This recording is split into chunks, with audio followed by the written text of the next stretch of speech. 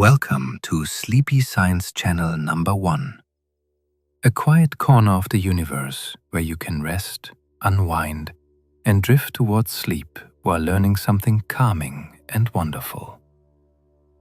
As you settle in and get comfortable, this evening's journey takes you far beyond the warm inner planets, out past the giant worlds and deep into the soft outer dark, where a tiny world waits with a surprising amount of beauty and mystery. Tonight, you and Pluto will keep each other company.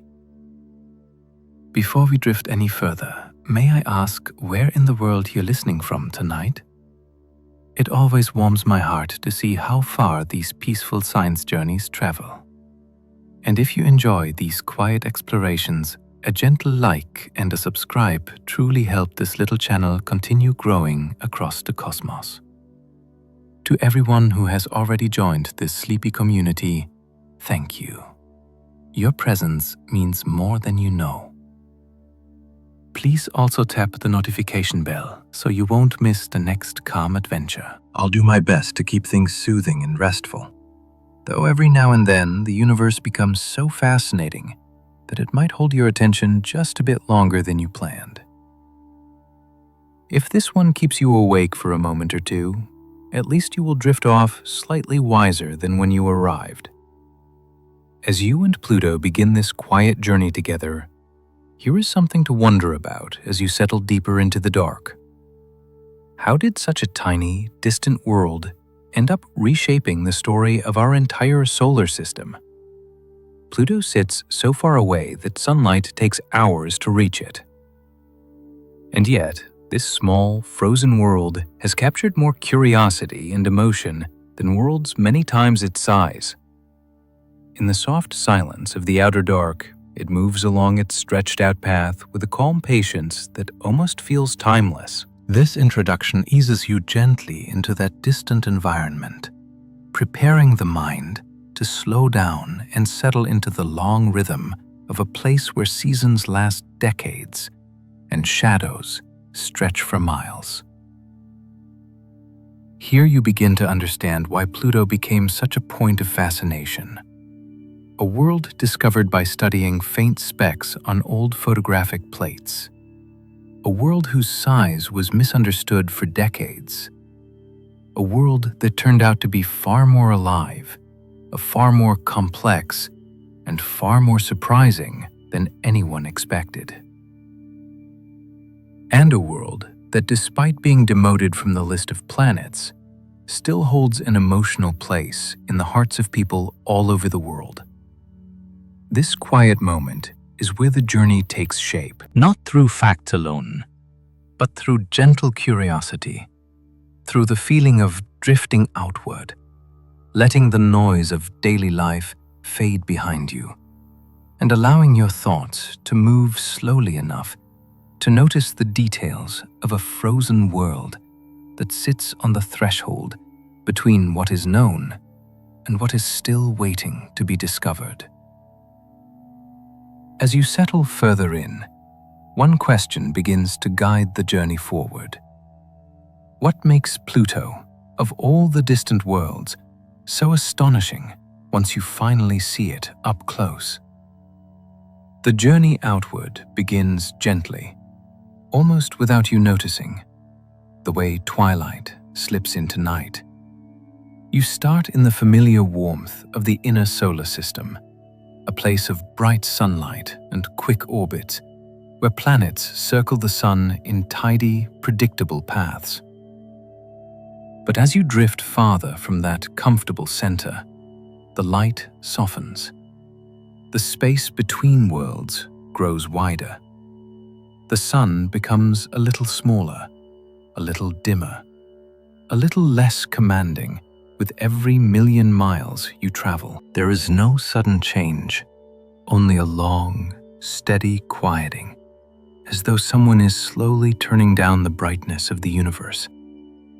The warmth that once wrapped the inner planets fades first. In those close regions, sunlight pours onto the rocky surfaces of Mercury, Venus, Earth, and Mars, at strengths and temperatures that can shape landscapes, stir atmospheres, and carve entire climates. But as you drift outward, the grip of sunlight loosens.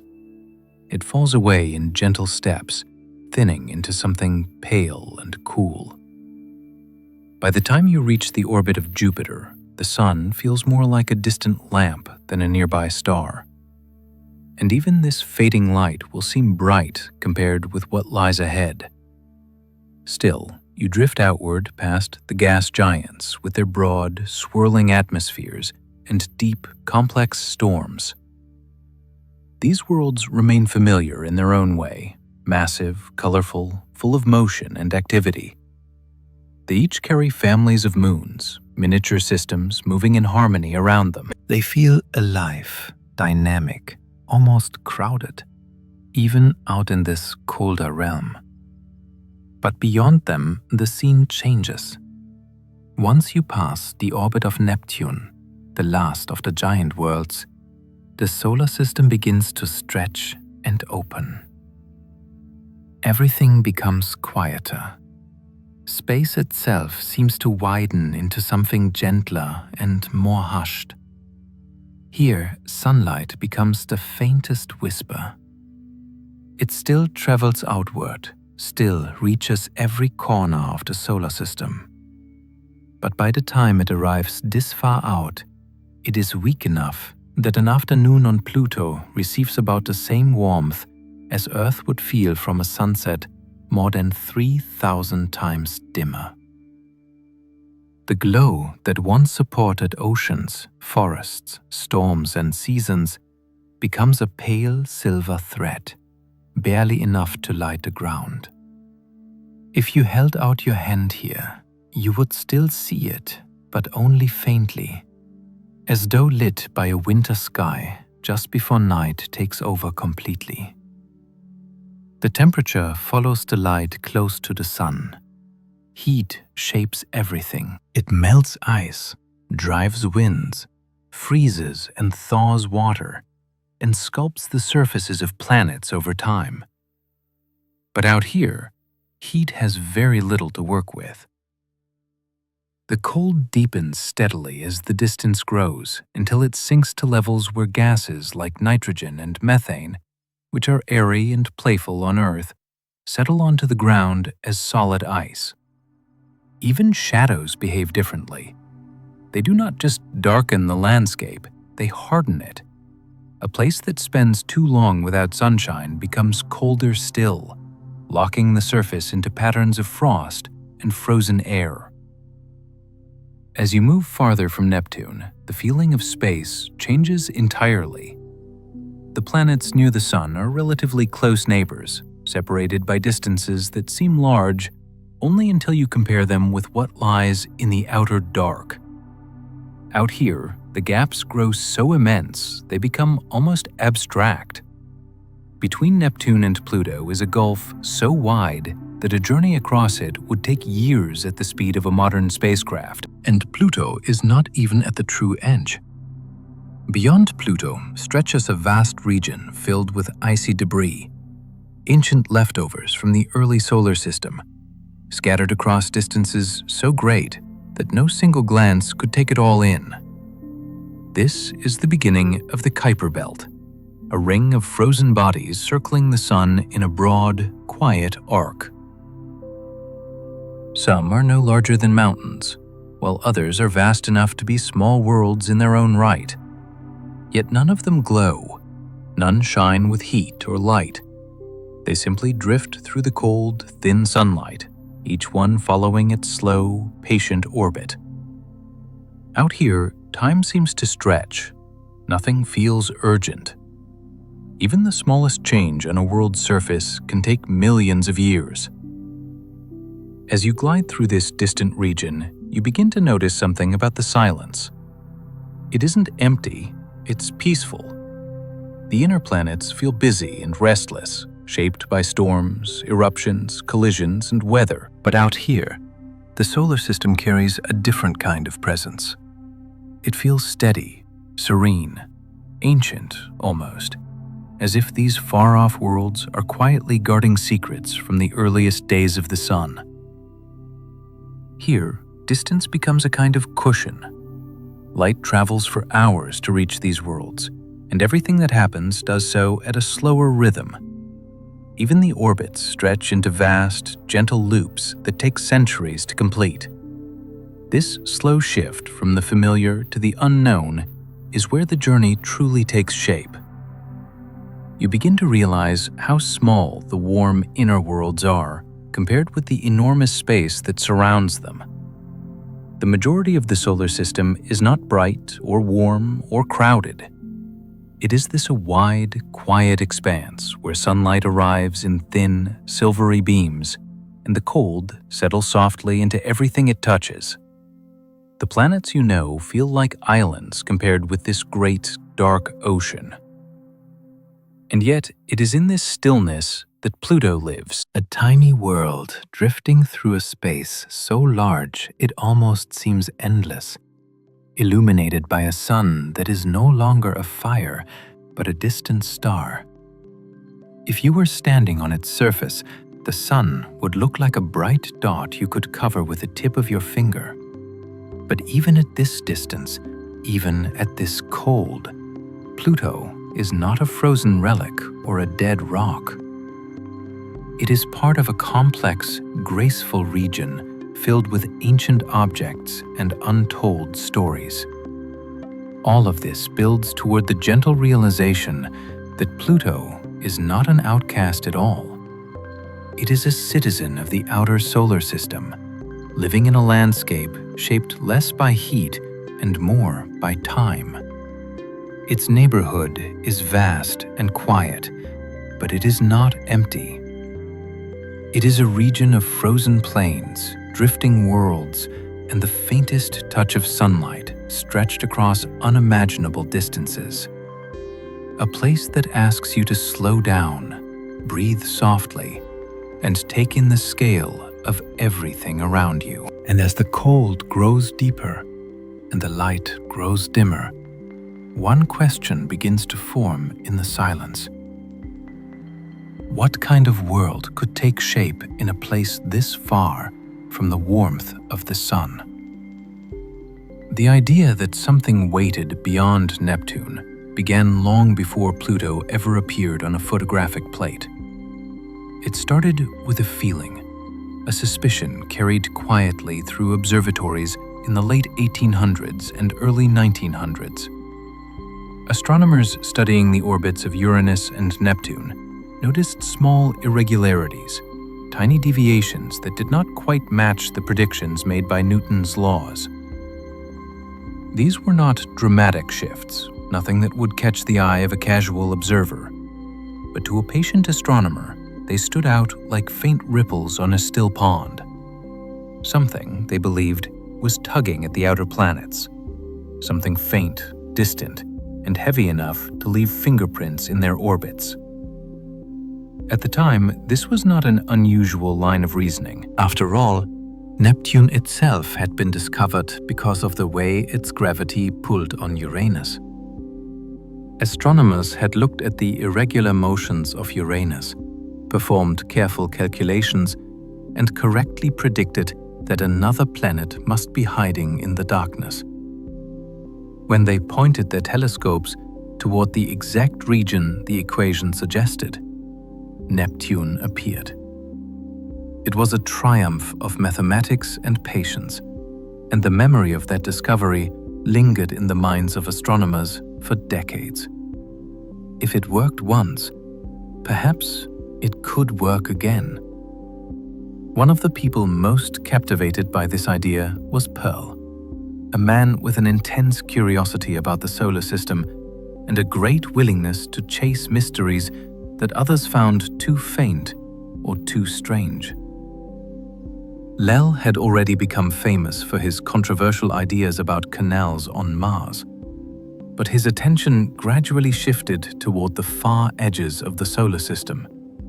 He was convinced that another world existed beyond Neptune. A world whose gravitational pull was responsible for the small but persistent quirks in the orbits of the giant planets.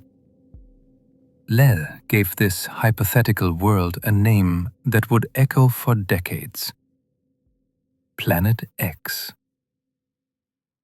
The letter was not chosen for dramatic effect, though it certainly gave the idea a sense of intrigue.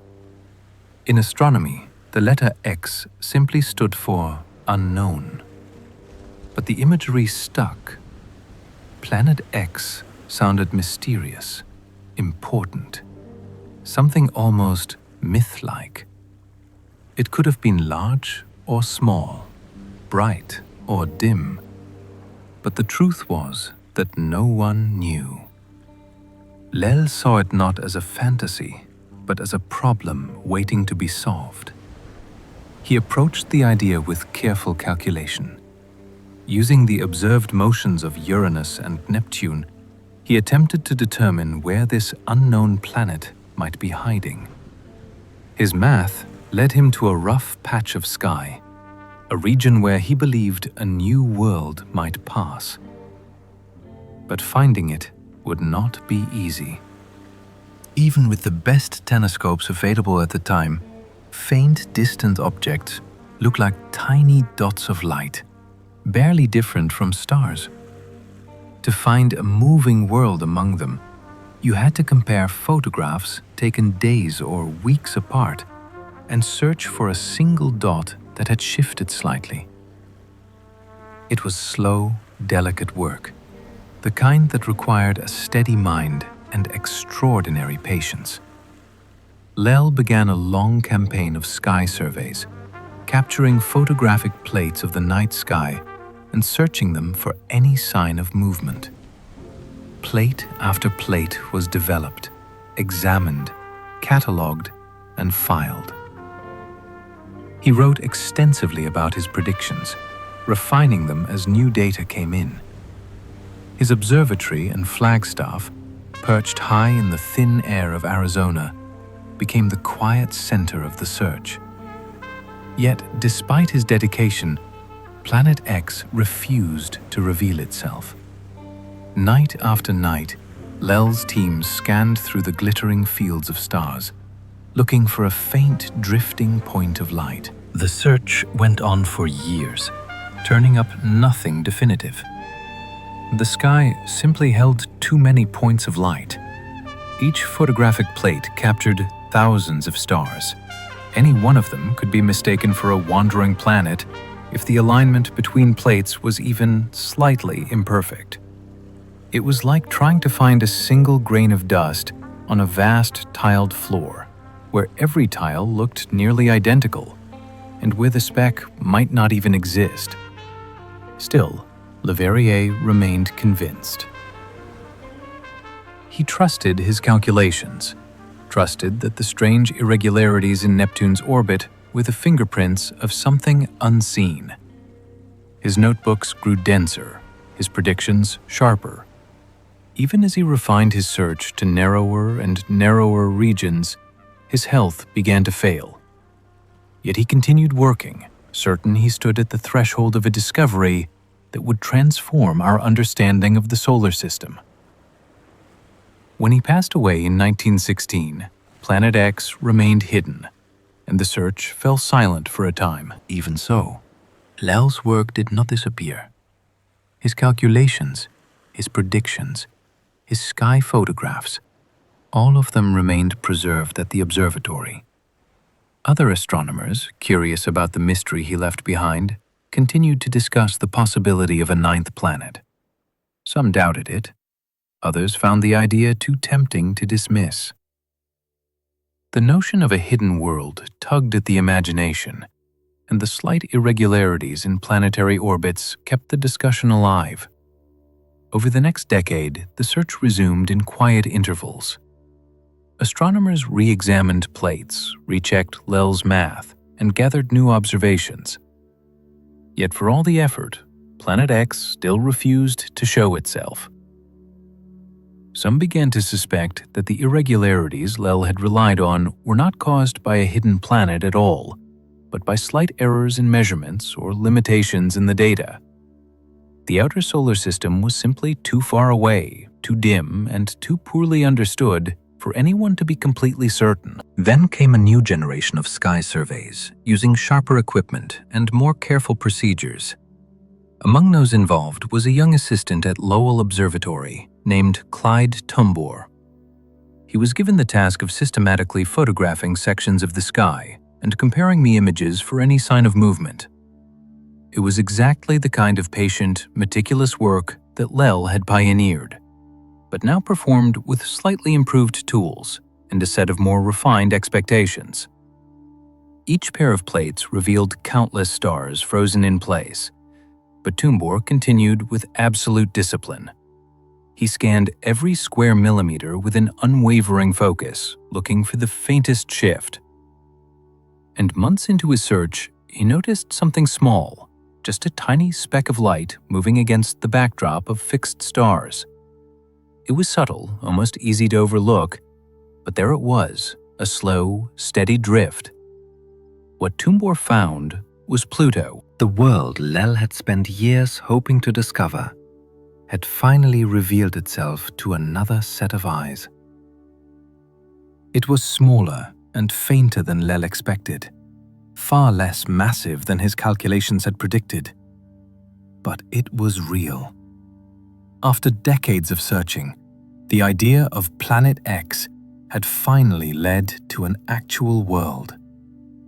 But it is important to realize that Pluto was not discovered by accident.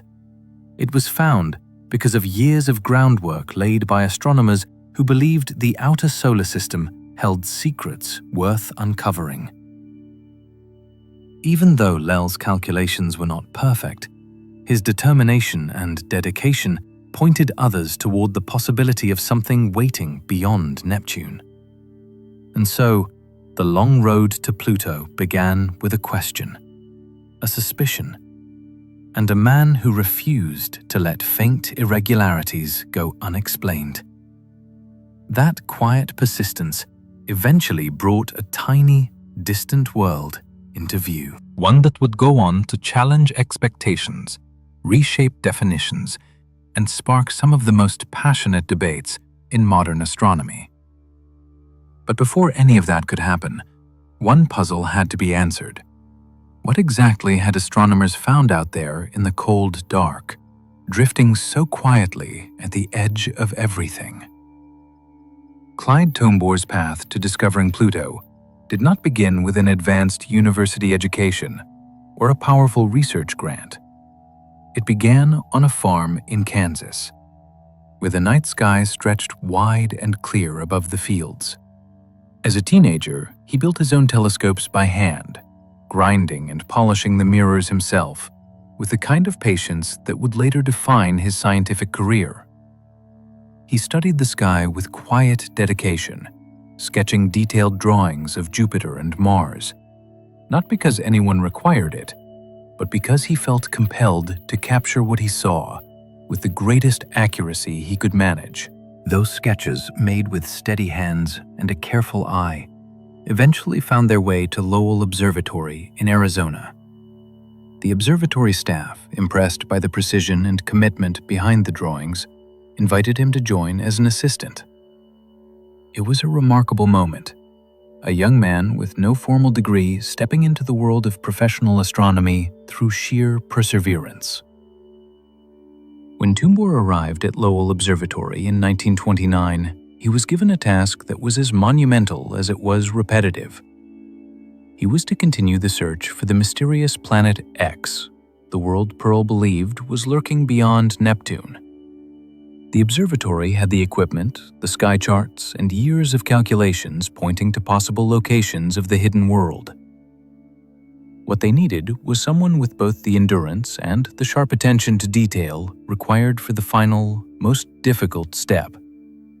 They needed someone who could look at thousands of tiny points of light and spot the one that did not belong. The tool Tombaugh relied on was called a blink comparator, a device that allowed him to compare two photographic plates of the same patch of sky taken at different times.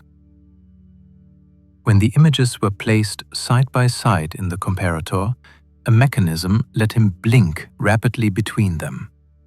Stars remained fixed in place, perfectly aligned in both images. But any object that had moved during the interval between exposures would appear to jump slightly from one image to the other. It was a simple concept, but the execution required immense patience.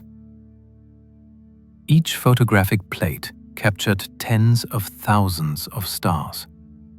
Each pair of plates had to be examined slowly, square by square, with complete focus. This was the work Tom did day after day and hour after hour. He would lean over the blink comparator, adjusting the focus, blinking through sections of the sky again and again, scanning for the faintest hint of movement. The task could have easily overwhelmed someone with less determination. The plates were large, the fields crowded, and the possibility of finding a distant icy world was not guaranteed. But Tombaugh was steady. He worked with quiet persistence, moving methodically through every image, trusting that careful observation would eventually reveal something hidden. Then, on a cold evening in February of 1930, as he blinked through yet another pair of plates taken weeks apart, he noticed a tiny speck of light shift slightly. It was not dramatic. It was not even easy to see at first, but it moved. A star stays still. A planet drifts. Tombaugh marked the dot, checked it again, and confirmed the motion. What he saw was not a star, not an artifact, not a smudge or flaw in the plate.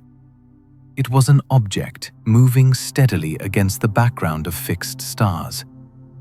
He had found something. Tombaugh did not rush to announce his discovery.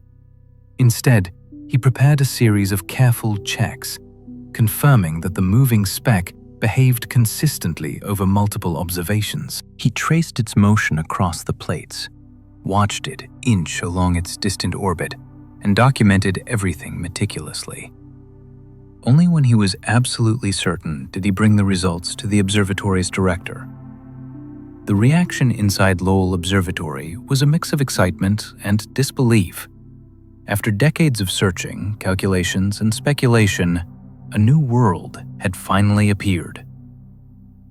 The observatory kept the discovery secret for several weeks while additional observations were made to confirm its orbit. This was not simply a small asteroid or a passing fragment of rock. It was something more substantial. It was far away, well beyond Neptune, and moving with the slow grace expected of a distant planetary body. When the news was finally announced to the public on March 13, 1930, it made headlines around the world. Newspapers ran stories celebrating the first new planet discovered in the solar system since Neptune in 1846. People were thrilled by the idea of a hidden world, brought into view by a young astronomer with homemade telescopes in his past and a blink comparator at his side. The question of what to name this new world drew enormous interest. Suggestions poured in from across the globe. In England, an 11-year-old girl named Venetia Burney proposed the name Pluto. She chose it not only because the god of the underworld lived in a distant, shadowed realm, but also because the first two letters matched the initials of Perkal Lel, whose efforts had laid the foundation for the search.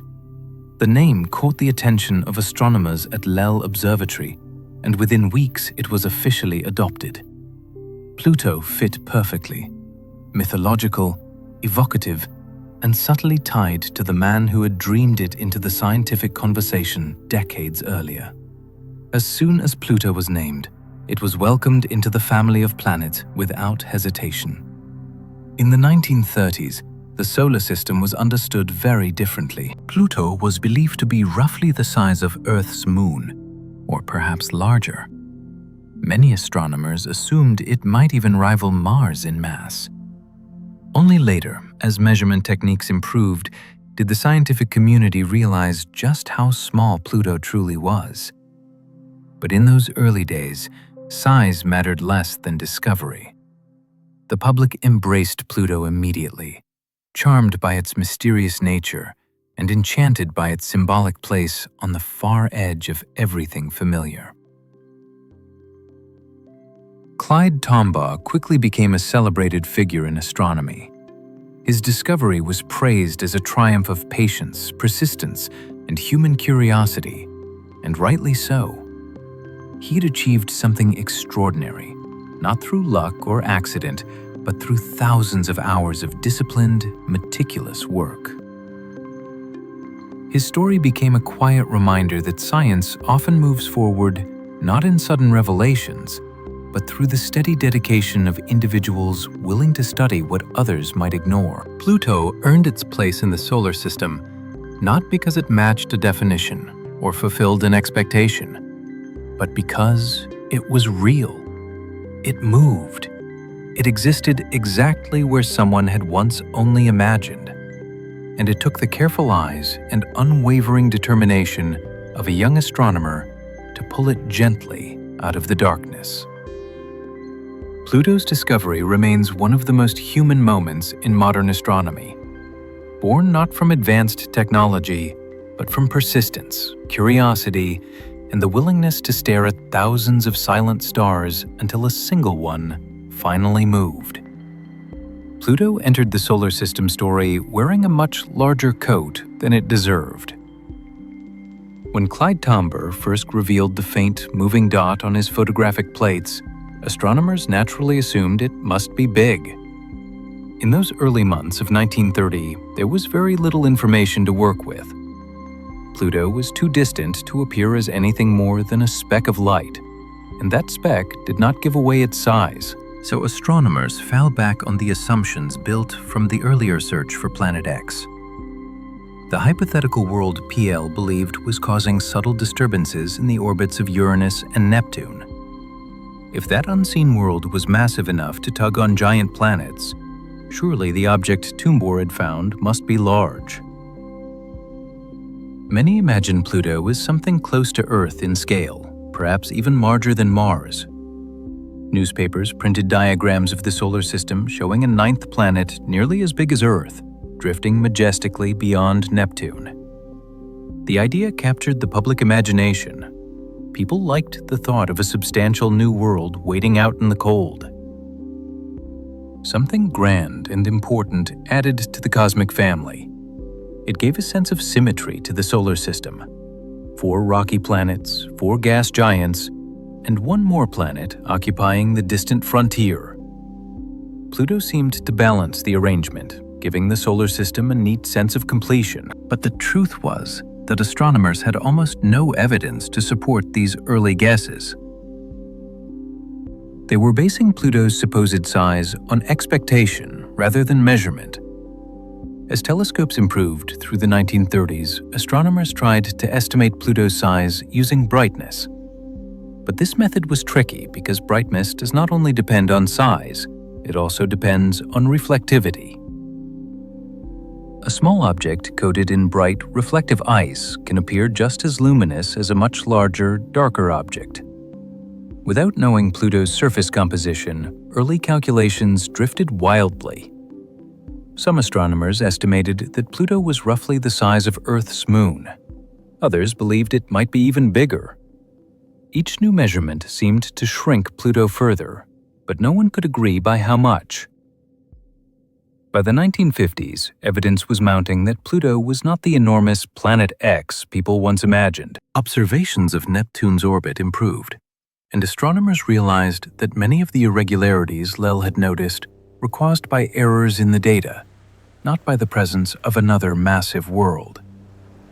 The need for a large, unseen planet diminished. Pluto no longer required the mass that Lell had attributed to it, but the scientific community still lacked the tools to measure its true size directly. Pluto remained a faint spot, stubbornly refusing to reveal more than the slightest details. What puzzled astronomers most was Pluto's faintness.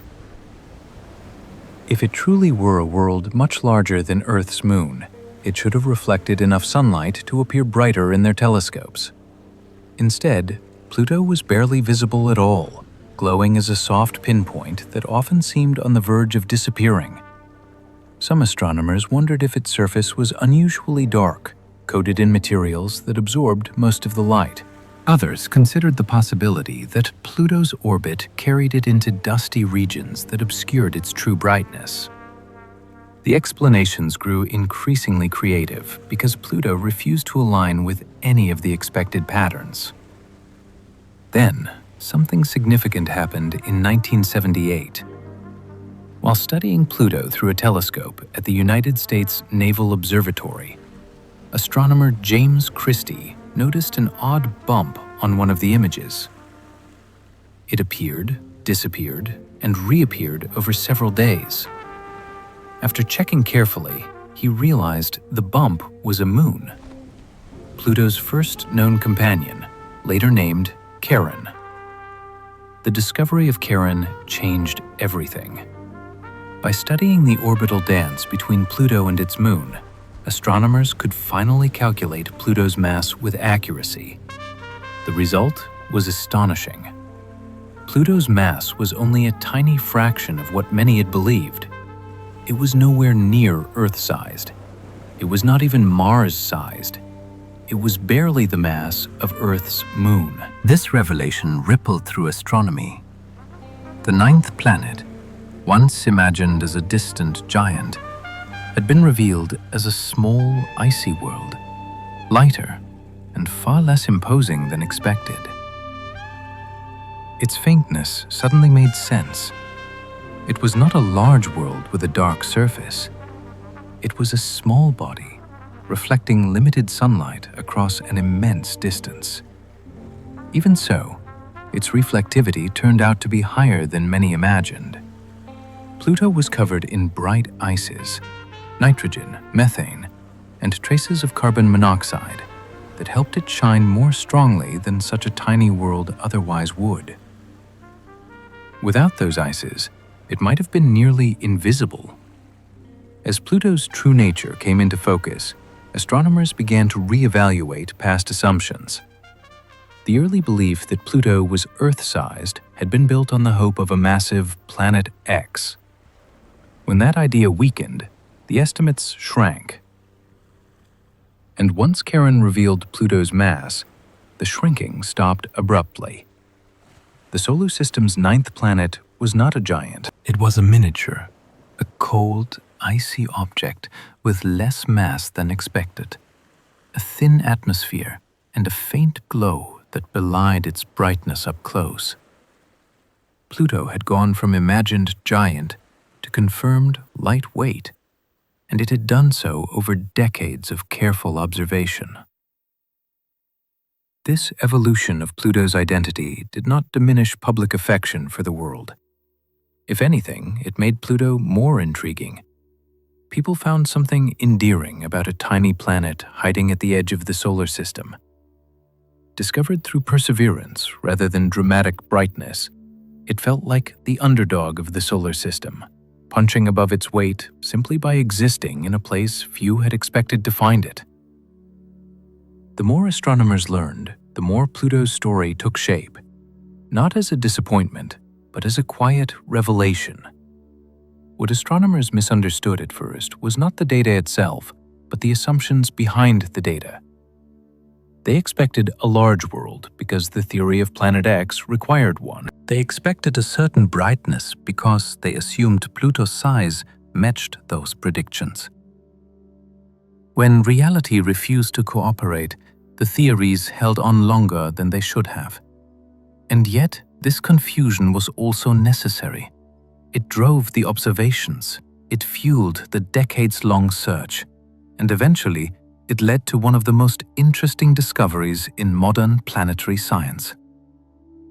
By the time new technologies and space missions allowed astronomers to glimpse Pluto in greater detail, the scientific community had embraced its true nature. Pluto was small, faint, cold, and distant. But it was also unique. Its surface was covered in heart-shaped plains, icy mountains, and drifting hazes that no one had expected. Far from being a dull, frozen remnant, Pluto turned out to be complex and surprisingly active. A world with its own character, its own history, and its own secrets. Pluto's identity shifted long before anyone debated its planetary status. It went from imagined giant to misunderstood anomaly, then from anomaly to cherished world. Each stage revealed something new, peeling away old assumptions and replacing them with deeper understanding. And the further astronomers looked, the more they realized that Pluto did not need to match expectations to be extraordinary. Its mystery was never about size. It was about the quiet defiance of a world that refused to fit neatly into the categories humanity had built. All of this raises a gentle question that would guide Pluto's story for decades to come. How could such a tiny, faint world turn out to be one of the most surprising places in the entire solar system? The Kuiper Belt is a place where the solar system keeps its oldest memories. It is a region so distant and so cold that almost nothing changes quickly.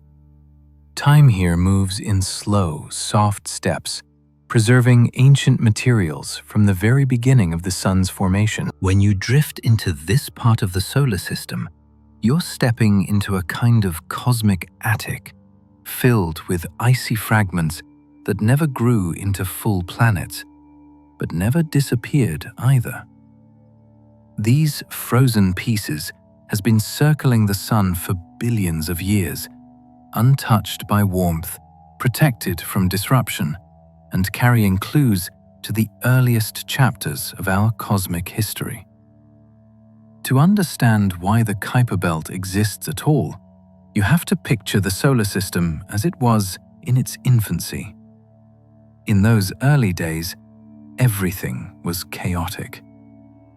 Dust, rock, gas, and ice once drifted around the newborn sun in a vast swirling disk, colliding, clumping, and occasionally merging into larger bodies.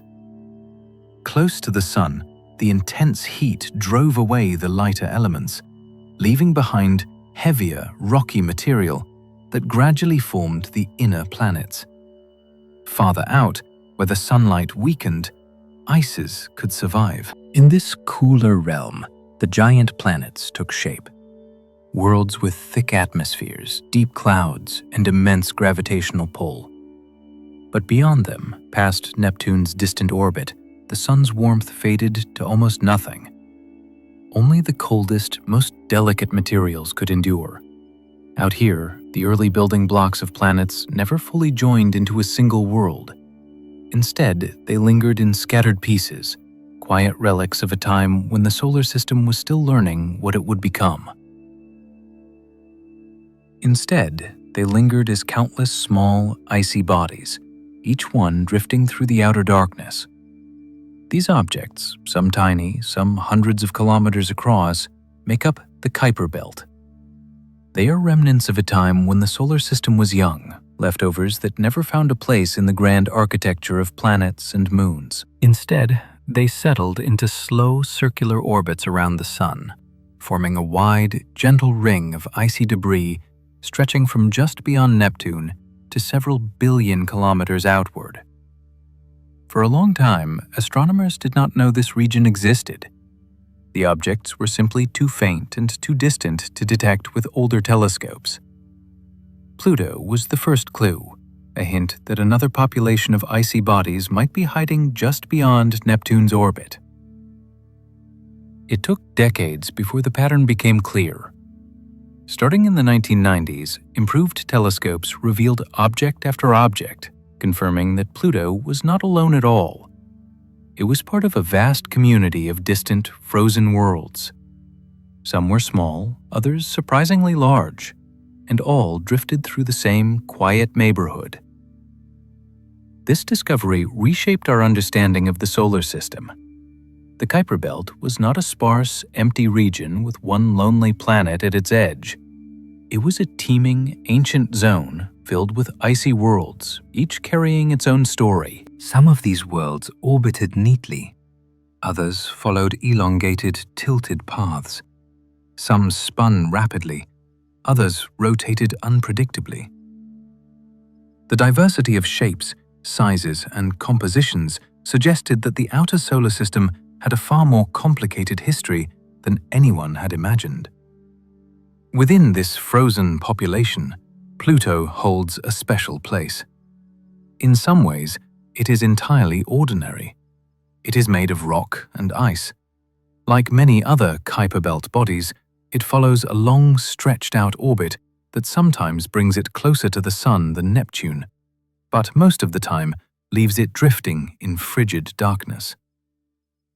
It has a mixture of bright and dark regions on its surface, again common among these distant worlds.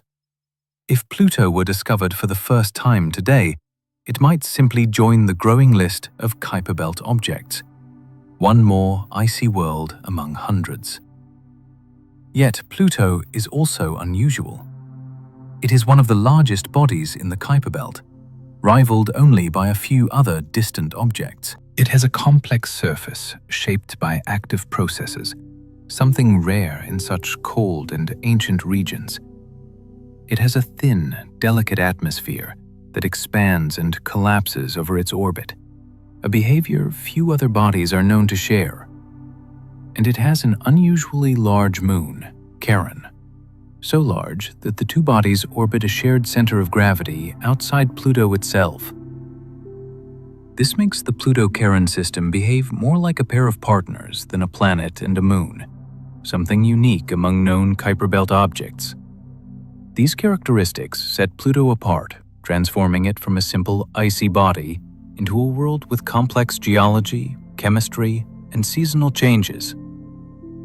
It is an example of how variety can emerge even in the coldest regions of the solar system. Many Kuiper Belt objects are little more than frozen relics shaped mostly by collisions. Pluto, however, shows signs of internal heat, active ices, and changing landscapes. It is a reminder that distance from the Sun does not necessarily mean inactivity. Even out here in the quiet, cold, worlds can evolve. Comparing the Kuiper Belt to the asteroid belt helps make its nature clearer. The asteroid belt, located between Mars and Jupiter, is dominated by rocky fragments. These objects formed in a warmer part of the solar system and tend to be small, irregular, and heavily cratered. Collisions are relatively common there, stirred by Jupiter's gravitational influence. The Kuiper Belt, by contrast, is colder, quieter, and far less crowded. Its objects are icy rather than rocky, and many have remained unchanged since the early solar system. Collisions do happen, but they are less frequent and usually slower, allowing surfaces to remain intact for billions of years. This means the Kuiper Belt preserves ancient materials with remarkable clarity. Objects here are snapshots of the early solar system, frozen in time and kept safe from the heating, melting, and reshaping processes that affected bodies closer to the Sun. Studying them is like opening a sealed time capsule. Every crater, ridge, and patch of ice tells part of a story that stretches back to the solar system's childhood. Pluto's location makes it a natural ambassador for this region. It is bright enough and large enough to be observed in detail, yet it remains deeply connected to the icy population around it. When the New Horizons spacecraft flew past Pluto in 2015, it did not just reveal the nature of a single world. It provided insight into the entire Kuiper Belt. The mountains of water ice, the flowing nitrogen plains, the delicate atmospheric haze, and the unusual variety of surface colors were clues pointing to the processes shaping far more distant bodies.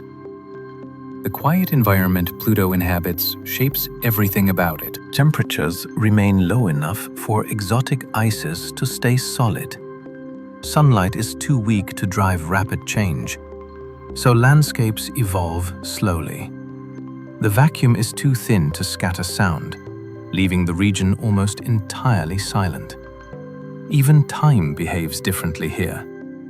A single orbit around the Sun takes Pluto almost 248 Earth years, meaning a season lasts longer than a human lifetime.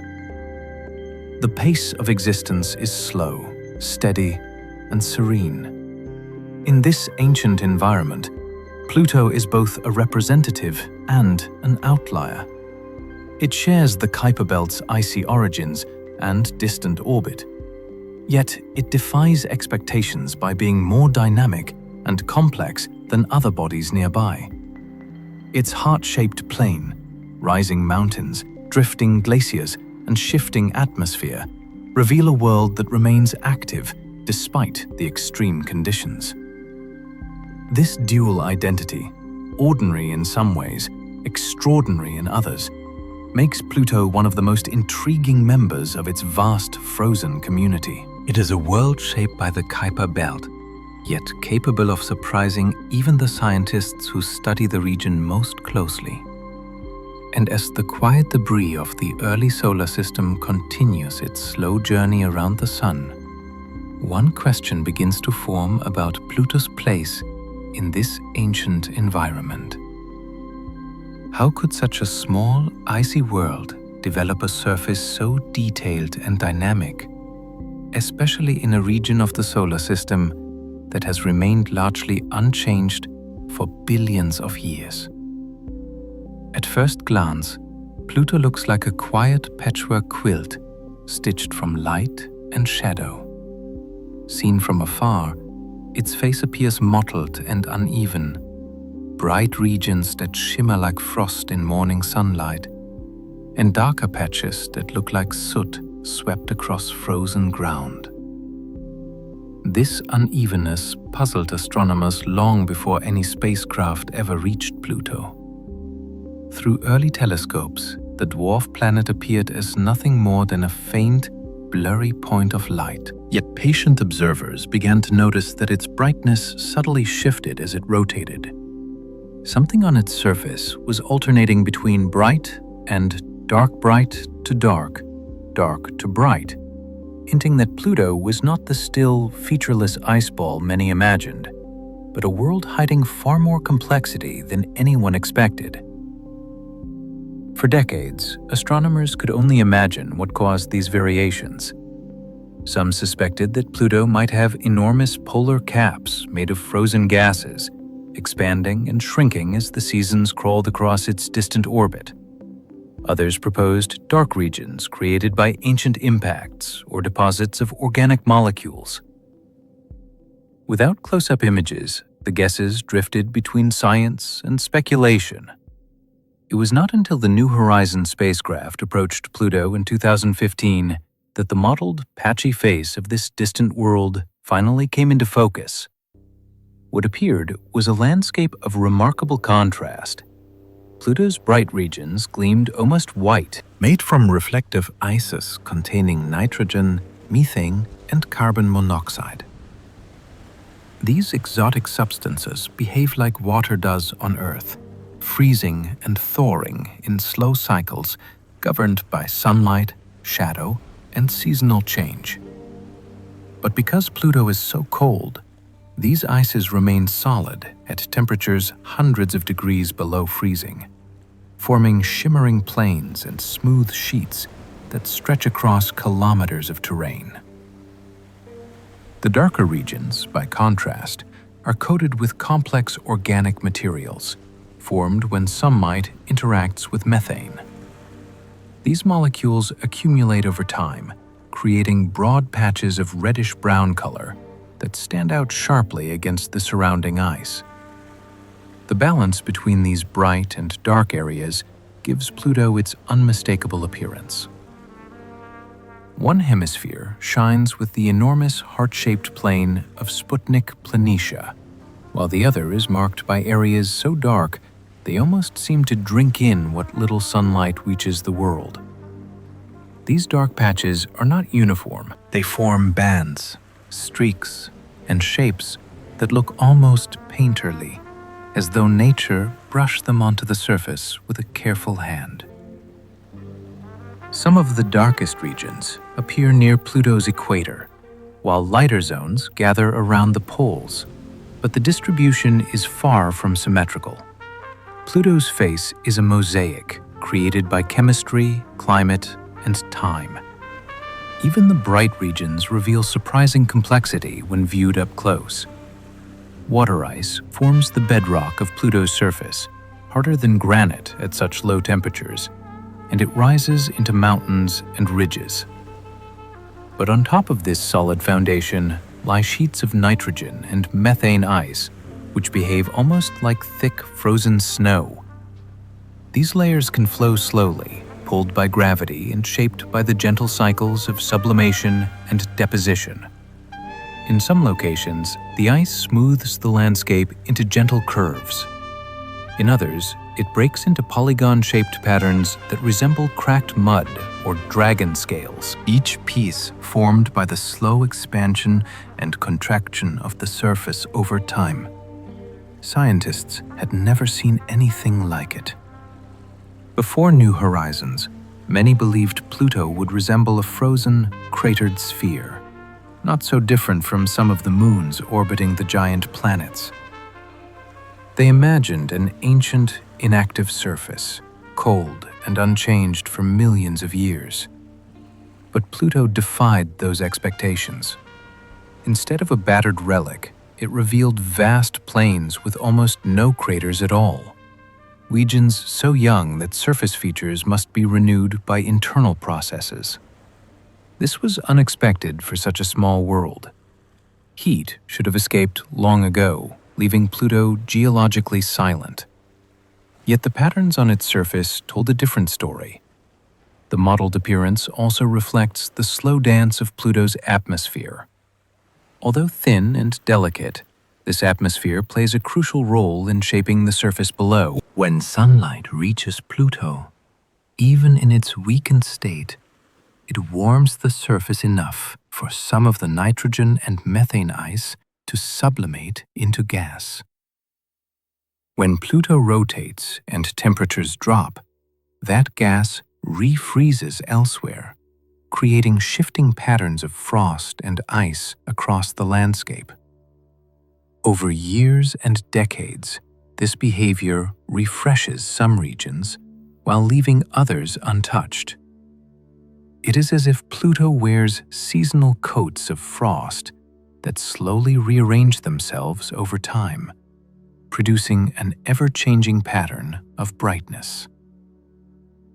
Carbon monoxide ice is found in smaller amounts, but it contributes to the shimmering quality of Pluto's surface. Its presence affects how sunlight reflects off certain areas, sometimes brightening patches and giving them a frosty glow. Water ice, being darker and less reflective, forms the underlying shapes.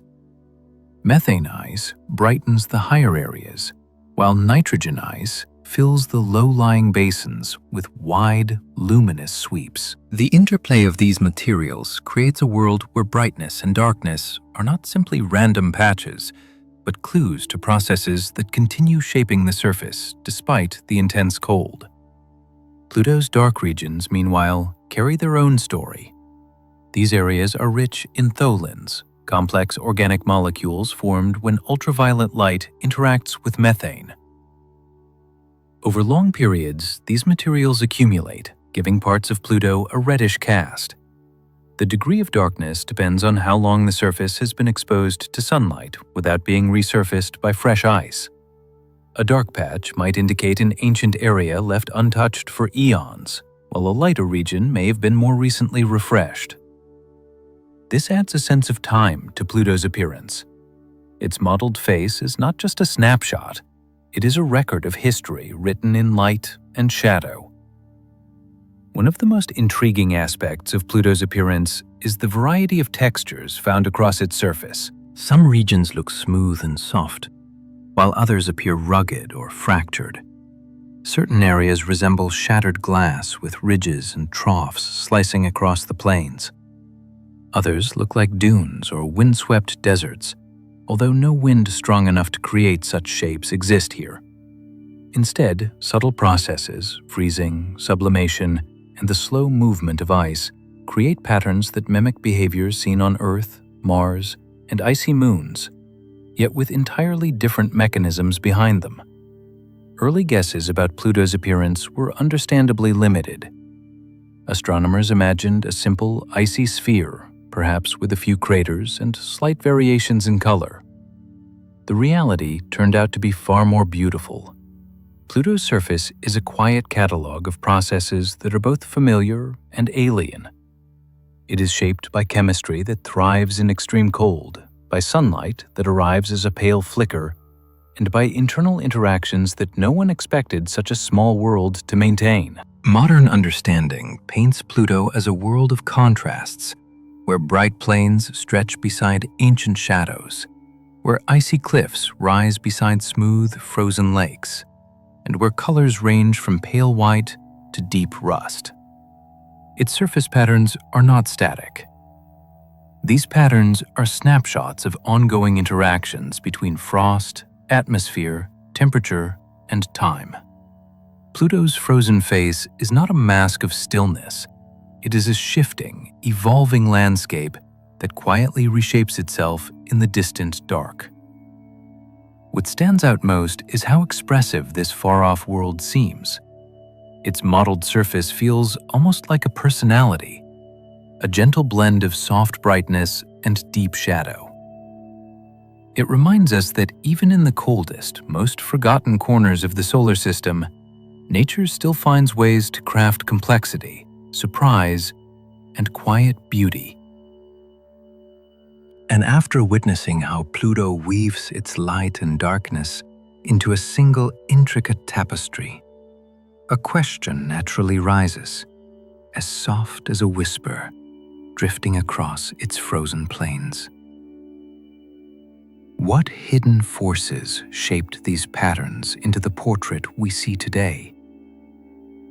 Sputnik Planitia is the feature that made Pluto instantly recognizable, even to people who had never given much thought to the outer solar system. When the New Horizons spacecraft sent back its first high-resolution images in 2015, the world saw a bright, smooth, heart-shaped plane spread across one side of Pluto's surface. It was unexpected, unmistakable, and oddly touching. In a place so distant and so cold, where sunlight is barely strong enough to cast a shadow, a natural heart appeared in the ice. But beneath that gentle shape lies one of the most scientifically important landscapes in the entire outer solar system. A place where exotic ices move, shift, and breathe in ways that defy expectations for such a small, frozen world.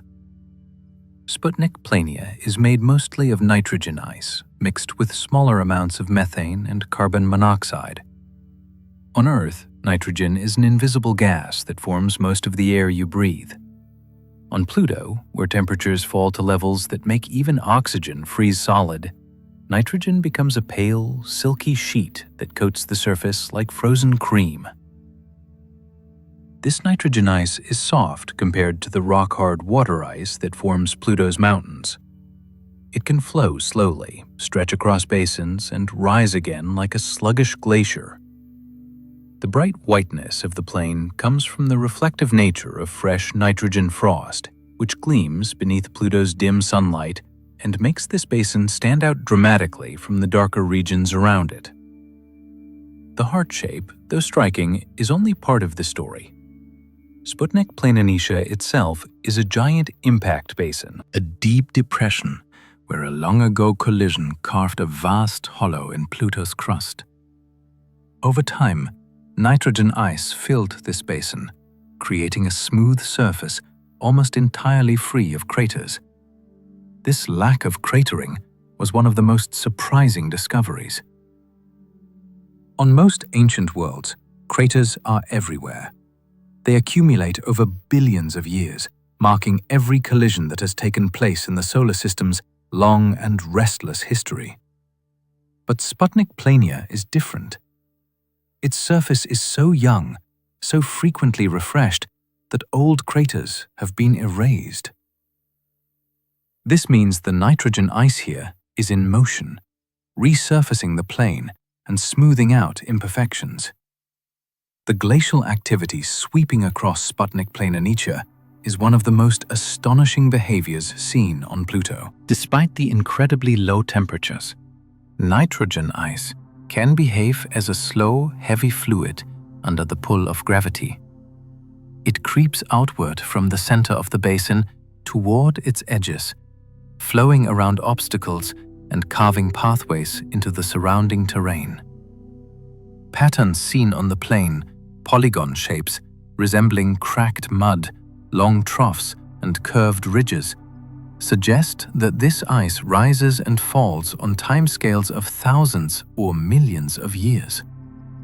Heat escaping from Pluto's interior may warm the bottom of the nitrogen layer slightly, helping it glide over the water ice crust beneath.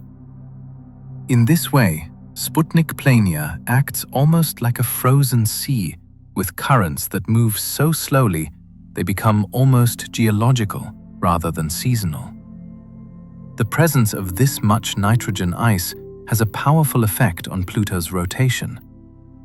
Sputnik Planitia is enormous, roughly the size of a continent on Earth, and because nitrogen ice is less dense than water ice, the basin behaves like a giant weight imbalance on Pluto's surface. Imagine spinning a ball with a slightly heavy patch on one side. Over time, the heavy patch would tend to drift downward, pulling itself into a position of stability. Pluto behaves similarly. The presence of the thick nitrogen ice plane has gradually shifted Pluto's orientation, so that Sputnik Plania now faces almost directly opposite Charon, Pluto's largest moon.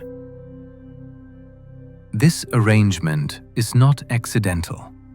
Pluto and Charon are locked in a gravitational partnership where each keeps the same face turned toward the other.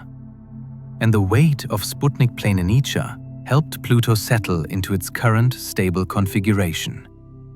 This effect, called true polar wander, suggests that Pluto's crust may be decoupled from its interior, meaning the outer shell of the world can shift or rotate independently from deeper layers. This behavior is difficult to explain unless Pluto has a subsurface ocean, or at least a layer of partially softened material beneath the crust. In other words, Sputnik Planitia may be indirect evidence that Pluto once held, or may still hold, an underground ocean. The idea that a tiny distant world frozen at the edge of the solar system could hide liquid water beneath its icy crust is one of the reasons scientists find Pluto so endlessly fascinating. The plane itself is also a dynamic part of Pluto's climate. As Pluto orbits the Sun over the course of nearly 250 Earth years, the amount of sunlight reaching its surface changes slightly. Even that small shift is enough to make nitrogen frost sublimate into gas during the warmer decades and freeze back onto the ground during the colder phases.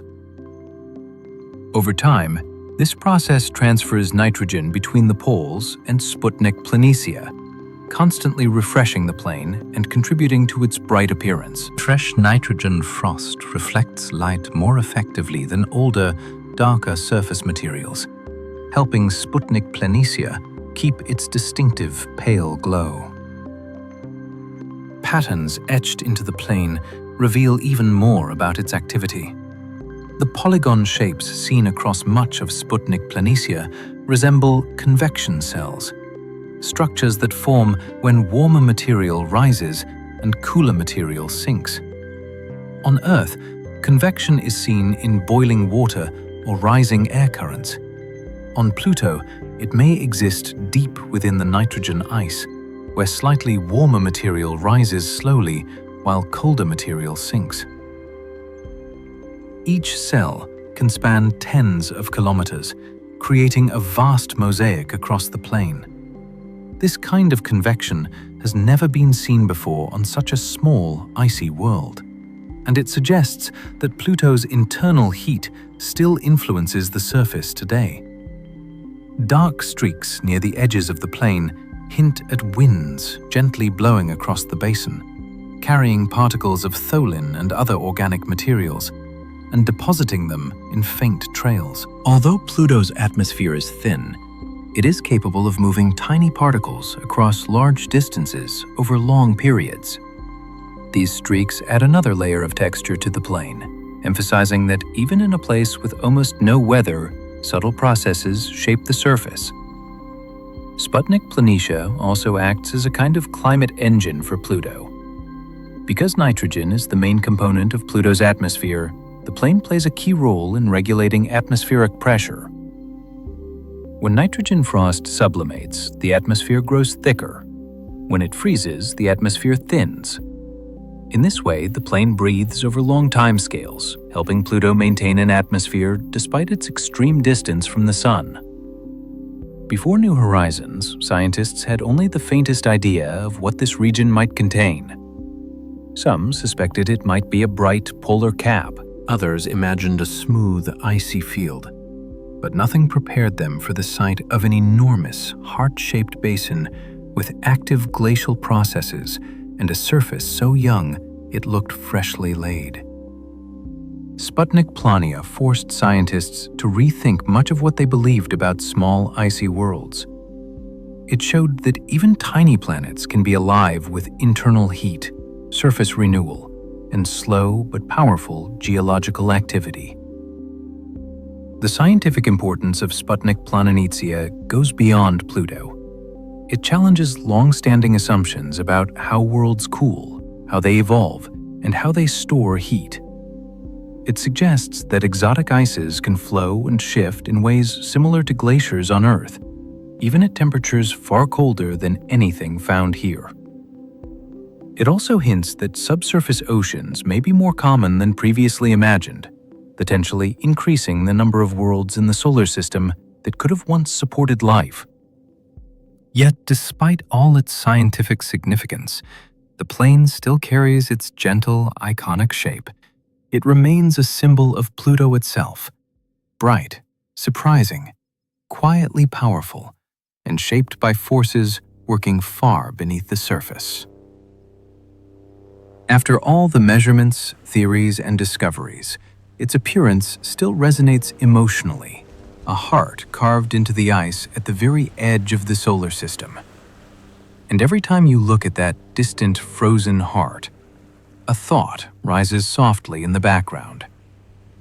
What kind of world beats quietly beneath the surface of such an impossibly cold and fragile sea of ice? The mountains on Pluto look like something sculpted from another universe, tall and jagged, rising out of the frozen plains with a kind of quiet defiance. At first glance, they look like the Rocky Mountain ranges found on Earth or Mars' steep slopes, sharp peaks, valleys filled with shadow. But these peaks are not carved from stone. They are made of water ice. Ordinary water, the same kind that trickles from taps and falls as rain back home. The difference is the cold. On Pluto, water ice is chilled so deeply that it behaves more like solid rock than frozen liquid. Its crystals lock together into a hardness that rivals granite, giving rise to towering mountains in a world where nearly everything else has been softened and smoothed by exotic ices. To understand why these icy peaks rise so high, you have to imagine what happens to water when it is pushed to the very edge of cold, when it becomes as rigid and durable as stone, shaping a landscape unlike anything on Earth. On Earth, ice melts and flows easily, collapsing under its own weight and slowly creeping downhill. But on Pluto, where temperatures fall to around -200 degrees Celsius, water ice becomes rigid and immovable. At such cold levels, the molecules inside the ice vibrate only faintly, forming a structure that resists deformation. A block of water ice at Pluto's temperature would feel harder than sandstone, tougher than many kinds of bedrock. If you tried to strike it with a hammer, the hammer would bounce back with a jolt. This extraordinary hardness gives Pluto's mountains the strength to rise kilometers above the surrounding plains without crumbling or sagging under their own weight. The highest of these ranges include Normontes and Hillary Montes, named to honor the climbers who conquered Earth's tallest peak. These mountains reach heights of more than 3 kilometers, towering above the icy plains of Sputnik Planitia. Seen from above, they appear as dark, rugged islands surrounded by a sea of bright nitrogen ice. Their sharp peaks cast long shadows across the frozen landscape, emphasizing their height against the smooth expanses around them. Unlike Earth's mountains, which are shaped by plate tectonics as seismic activity and erosion, Pluto's mountains owe their existence to a very different set of geological forces. On Earth, mountains form where continents collide, pushing rock upward over millions of years. But Pluto has no shifting plates, no continents grinding against one another, and no thick atmosphere to erode surfaces through wind and grain. Instead, its mountains likely formed when blocks of water-ice bedrock were uplifted by underlying forces. Perhaps the slow movement of material beneath Pluto's crust, or the long-ago impacts that created deep basins. Some mountains may have formed when fractures opened in Pluto's crust, causing large slabs of water ice to rise like frozen pillars. Others may be remnants of ancient ridges or cliffs preserved in the extreme cold. Because water ice behaves like rock on Pluto, it can hold steep shapes for billions of years. Slopes remain sharp instead of crumbling into rubble. Peaks remain pointed instead of being worn down by the elements, with no liquid water to carve valleys, no atmosphere dense enough to carry dust or snow, and no rapid changes in temperature to fracture the ice. Pluto's mountains keep their forms almost perfectly. They stand as monuments to the processes that built them, unchanged except for the faint dusting of organic particles carried by the thin atmosphere. Despite their harshness, these mountains create a sense of beauty on Pluto. Their color is darker than the plains around them, revealing the underlying water ice that forms the foundation of the world. Many peaks appear bluish when captured by new horizons, a hint at the chemical properties of the ice itself. Some look streaked or layered, suggesting sculpting by long-gone geological events, and all of them cast deep, crisp shadows that stretch far across the ground in the dim Plutonian light. The contrast between Pluto's mountains and its surrounding plains is striking. Sputnik Planitia, made of nitrogen ice, is soft, smooth, and constantly reshaping itself through glacial flow. Water ice mountains, by contrast, are rigid and eternal. They rise out of the plain like islands caught in the middle of a frozen ocean. Nitrogen ice flows around them, creeping into valleys and pooling in basins, but never eroding the mountains themselves. It is as though Pluto's landscape is divided into two realms, one fluid and changing, the other ancient and steadfast. From above, these mountains appear almost misplaced, as though some unseen force pressed Earth-like features into an otherworldly environment. But they make perfect sense once you understand the roles different ices play on Pluto. Water ice forms the skeleton of the world, the strong, supportive layer beneath everything else. Nitrogen, methane, and carbon monoxide form the soft outer skin, shifting in response to sunlight and seasonal changes. Together, these materials create a world where mountains and plains coexist through a delicate balance of strength and softness. Mountains on Pluto also reveal clues about its internal structure. Their height suggests that Pluto has enough internal heat to allow slight movement beneath its crust. If the crust were completely rigid and frozen solid to great depths, mountain building would be extremely limited. But the presence of tall peaks implies that some parts of the crust were once flexible enough to shift, uplift, or fracture. This supports the idea that Pluto may have a subsurface ocean, or at least a layer of partially softened material beneath the hard icy shell. One of the most evocative aspects of these mountains is the stillness that surrounds them. On Earth, mountains are alive with sound, snow tumbling down slopes and rivers carving paths through valleys. On Pluto, silence dominates. The atmosphere is too thin to carry sound in any meaningful way. A stone falling from a cliff would land without a single echo. A person standing at the foot of one of these icy mountains would hear nothing but their own breath. Quiet and rhythmic beneath the endless darkness of the sky. Even light takes on a different texture here. Shadows deepen into near black shapes, sharply defined by the distant sun. This frozen stillness gives Pluto's mountains a kind of ancient dignity. They do not change quickly. They do not crumble or shift. They endure. They stand as reminders that geology does not always need heat or plate tectonics to produce grandeur. Sometimes extreme cold is enough to sculpt a landscape of astonishing scale and beauty. And yet, despite their silence and strength, these mountains raise a gentle question. How did such towering structures form in a world so small, so cold, and so far removed from the forces that shape mountains on Earth? The glaciers on Pluto move so slowly that if you stood beside one, you would never notice the motion.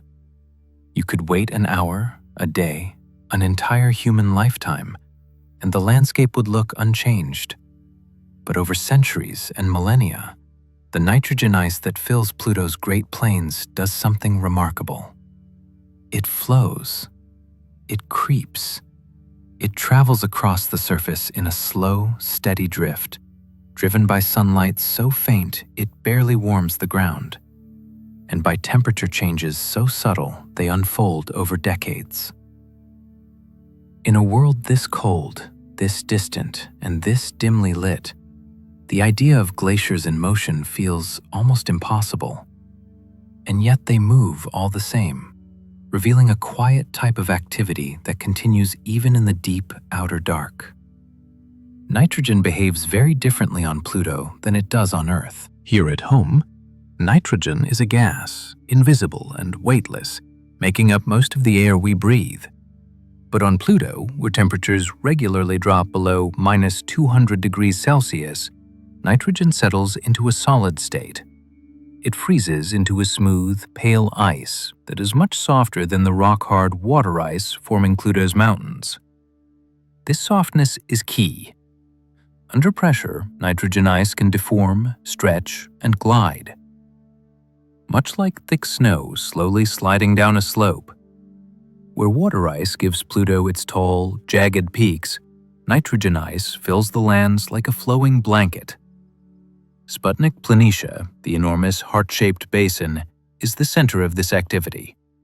Its surface may look smooth and peaceful, but beneath that calm exterior, nitrogen ice is constantly shifting. Subtle differences in thickness, temperature, and sunlight set the entire plain in motion. Across this frozen expanse, the ice slowly pushes outward from the center, creeping toward the surrounding terrain. It behaves like an impossibly slow sea. A place where waves do not rise and fall within seconds, but unfold over tens of millions of years. A frozen ocean, sculpted not by water, but by time. The quiet engine behind this movement is sublimation, the delicate process in which frozen nitrogen transforms directly into gas, without ever becoming liquid. When sunlight touches Pluto's surface, even faintly, it warms the nitrogen ice just enough for a thin layer to sublimate. The gas drifts upward into Pluto's pale atmosphere, creating gentle shifts in pressure that help drive the slow migration of ice across the plain. When the temperature cools again, usually during long nights or in shadowed regions, that same nitrogen refreezes. Over time, this cycle of sublimation and refreezing transfers material across the landscape. It builds up in some areas and erodes away from others, nudging the glaciers forward in a slow, steady drift. Think of it like breathing. During warmer phases, the surface exhales nitrogen gas. During colder phases, it inhales frost.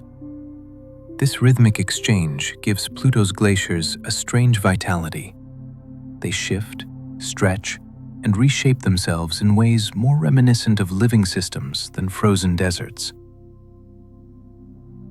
Even though the pace is unimaginably slow, the movement is real, and it leaves signatures across the surface that New Horizons captured in striking detail. One of the most fascinating patterns created by these glaciers is the vast network of polygon-shaped cells etched into the surface of Sputnik Planitia. These huge geometric shapes, some dozens of kilometers across, resemble the patterns found in drying mud or cooling lava. But on Pluto, they may be the result of convection within the nitrogen ice beneath the plain.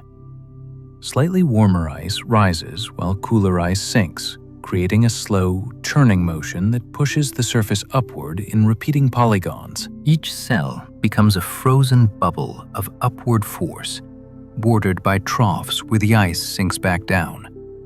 The cells shift over time, yet their outlines remain crisp and distinct, giving the plain its signature textured appearance. The troughs that outline these polygons reveal the direction of glacial flow. Nitrogen ice slowly migrates outward from the centers of the cells, flowing toward the edges and creating subtle cracks that run like seams between the polygons. These troughs can reach depths of several tens of meters, standing out as dark lines against the brighter ice. They are the marks of movement, tiny signatures of a world where glaciers glide slowly across a frozen sea. Pluto's weak gravity also plays an important role in shaping these glaciers. With gravity only a fraction of Earth's, nitrogen ice does not feel the same pressure to collapse or flatten. It can stack, stretch, and mound without being forced into a flat layer. This allows glaciers to build up significant thickness, forming deep reservoirs of ice that can flow for long distances. This slow, patient flow also helps maintain the dramatic contrast in height between the smooth basin of Sputnik Planitia and the towering ice mountains that ring its edges. Nitrogen ice is heavy enough to migrate, yet light enough to be sculpted by the faintest changes in temperature and Pluto's subtle internal warmth. And under Pluto's weak gravity, glacial motion becomes something gentle broad, quiet, and unhurried. Instead of carving deep valleys or slicing sharp grooves into the terrain, these glaciers sweep across the surface in wide, graceful pathways. As the nitrogen ice drifts outward, it gathers dark particles, organic molecules, and dust from the surrounding landscape. Over time, these materials settle into streaks or shallow pools, forming soft, shadowy smudges across the bright plain. Though delicate, these markings reveal the glacier's long, slow journey, offering scientists silent clues about how the ice has shifted and reshaped the world over countless seasons of distant sunlight. One of the surprising discoveries from New Horizons was how young many of these glacial features appear. Some portions of Sputnik Planitia have surfaces less than 10 million years old. In geological terms, that is incredibly recent, almost newborn. It means the glaciers are not relics from Pluto's distant past, but active participants in shaping the world today. They renew the surface, erase craters, fill depressions, and reshape boundaries. Even in a place where the sun is barely a bright dot in the sky, the climate is still capable of driving cycles of ice and frost. This activity raises an interesting question. Where does Pluto get the energy to move these glaciers at all? The answer is subtle. Even a tiny amount of heat from Pluto's interior, perhaps left over from its formation or generated by radioactive elements in the core, can create temperature differences in the thick nitrogen ice. These small variations spread over vast distances are enough to set the glaciers into motion. Sublimation, refreezing, and internal heat come together to create a delicate balance that fuels Pluto's slow but persistent geologic activity. There is something calming about this kind of movement. It is patient, it is measured. It unfolds in silence beneath a sky so dark that stars shine all day long. The glaciers on Pluto do not roar, crack, or collapse like glaciers on Earth. They drift quietly, almost thoughtfully, as though the landscape is taking its time to decide where everything should go. The frozen surface breathes, stretches, and settles, leaving behind patterns that are both elegant and ancient. Seen in this light, Pluto's glaciers become a reminder that not all worlds require warmth to be dynamic. Even in the deep cold, where sunlight is faint and temperatures plunge to levels unimaginable on Earth, motion persists, change continues. Pluto is not a frozen relic locked in stillness. It is a world shaped by slow rhythms, subtle forces, and patient geological processes that have been active for millions of years. And as you picture those glaciers creeping gently across the plains of Sputnik Planitia, barely noticeable yet endlessly persistent, a quiet question rises from the cold. What deeper mysteries lie beneath the surface of a world that moves this slowly, yet never truly sleeps? Pluto's atmosphere is so thin and delicate that you could walk through it without feeling the slightest resistance. It presses down with a force far weaker than even the highest mountain air on Earth. And yet, despite its frailty, this atmosphere creates one of the most unexpectedly beautiful sights in the outer solar system. It is made mostly of nitrogen, with a sprinkling of methane and a trace amounts of other gases. These ingredients drift above Pluto's surface in gentle layers, forming an atmosphere that changes slowly with the seasons and glows with the soft blue light. When the distant sun shines through it at just the right angle, it is faint, fragile, and easy to miss, but it gives Pluto a quiet elegance that no one expected to find this far from warmth. The atmosphere begins at the surface, where frozen nitrogen lies scattered in plains, patches, and layered deposits. During the slightly warmer phase of Pluto's long orbit, sunlight, weak as it is, touches the surface with enough energy to make some of that nitrogen sublimate. It slips directly from solid to gas, rising into the air like an exhale, so soft it is almost metaphorical. Methane behaves similarly, lifting into the sky and mixing with nitrogen to form the thin atmospheric envelope that surrounds the world. The rising gases spread out, forming a gentle pressure that clings lightly to the planet. Only a whisper of an atmosphere, but enough to create fascinating behavior. One of the most striking discoveries made by the New Horizons spacecraft was that Pluto's atmosphere is layered with haze, dozens of thin, delicate sheets rising high above the surface. These haze layers are not uniform. They form stacked bands, sometimes separated by tens of kilometers, each one drifting like gauzy curtains suspended in the thin air. The layers appear bluish when sunlight passes through them, giving Pluto an unexpected halo of color. It is a remarkable sight for a world so cold and distant that one might expect nothing more than a faint glow. The haze forms when methane in Pluto's atmosphere rises high enough to be broken apart by sunlight. Even the dim light of the sun, arriving from billions of kilometers away, carries enough energy to split methane molecules. When this happens, the fragments recombine into more complex hydrocarbons, tiny particles that cling together and slowly settle downward. These particles scatter light in a way that creates the blue glow captured in the New Horizons photographs. The effect is surprisingly similar to the way Earth's sky looks blue, although the mechanisms differ slightly. On Earth, nitrogen scatters sunlight. On Pluto, the scattering comes from tiny suspended particles created by chemistry in the upper atmosphere. What makes Pluto's haze layers even more mesmerizing is how far they extend upward. Some stretch more than 200 kilometers above the surface, an enormous height for such a small world.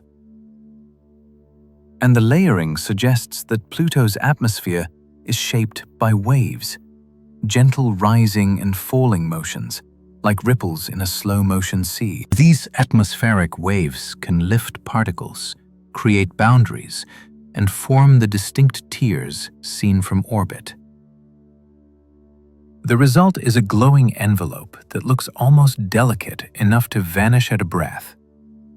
But Pluto's atmosphere does not remain constant. It thickens and thins dramatically over the course of its long orbit around the Sun.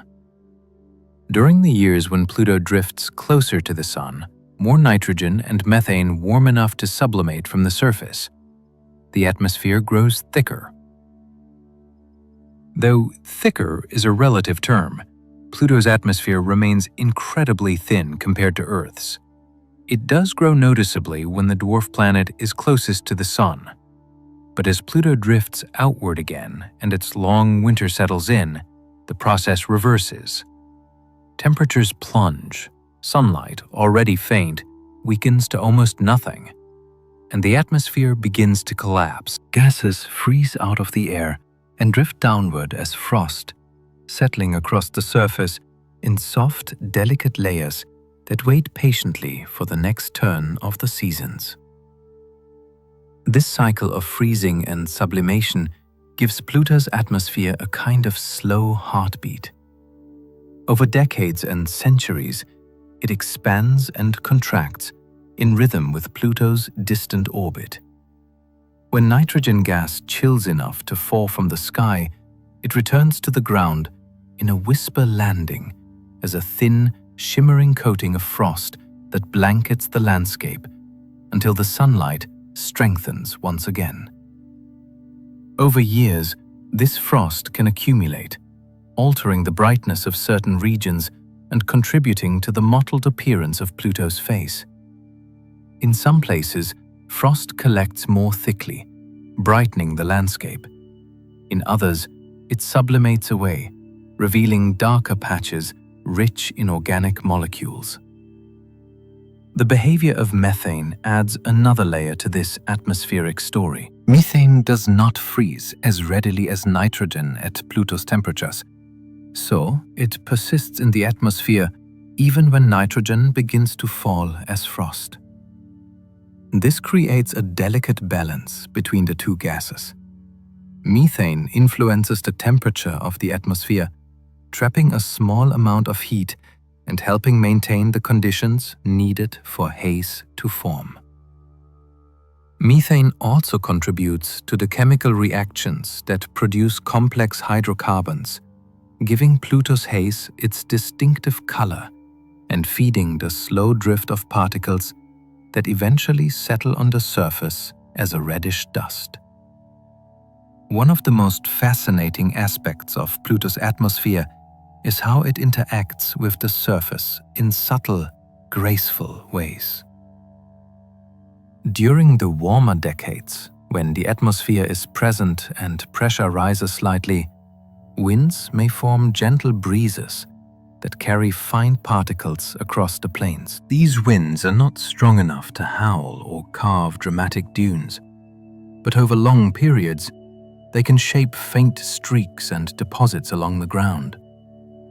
Some of the dark lines seen around Sputnik Planitia may be the result of particles blown into shallow ridges or collected in wind-protected corners. Even more surprising is how sunlight affects the atmosphere near the surface. When the sun is low on the horizon during sunrise or sunset, the atmosphere glows brightly in a halo of blue light. This halo was captured beautifully by New Horizons as it looked back toward Pluto, showing the world rimmed with an ethereal ring that no one expected. The glow is caused by the scattering of light through the haze particles and the thin mixture of gases that cling to the world. The result is a dreamy, almost magical sight. A small, distant world, shining with a color that feels familiar, even comforting.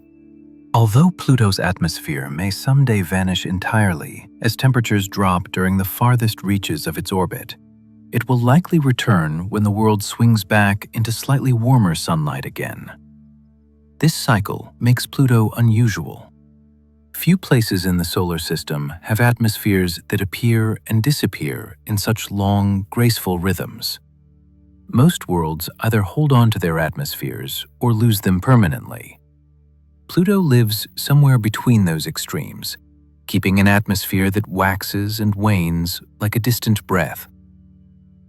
This fragile sky teaches scientists a great deal about how atmospheres behave in extreme conditions. It shows that even weak sunlight can drive surprising chemical reactions. It demonstrates that a world does not need strong gravity or warm temperatures to maintain a dynamic atmosphere. And it highlights how delicate interactions between surface and sky can shape a world over time, even when that world is almost too cold for molecular motion. Pluto's atmosphere, with its soft haze and gentle blue glow, is a reminder that beauty can emerge in the most unlikely places. It drifts above a frozen landscape, subtle and temporary, yet rich with scientific clues and quiet wonder.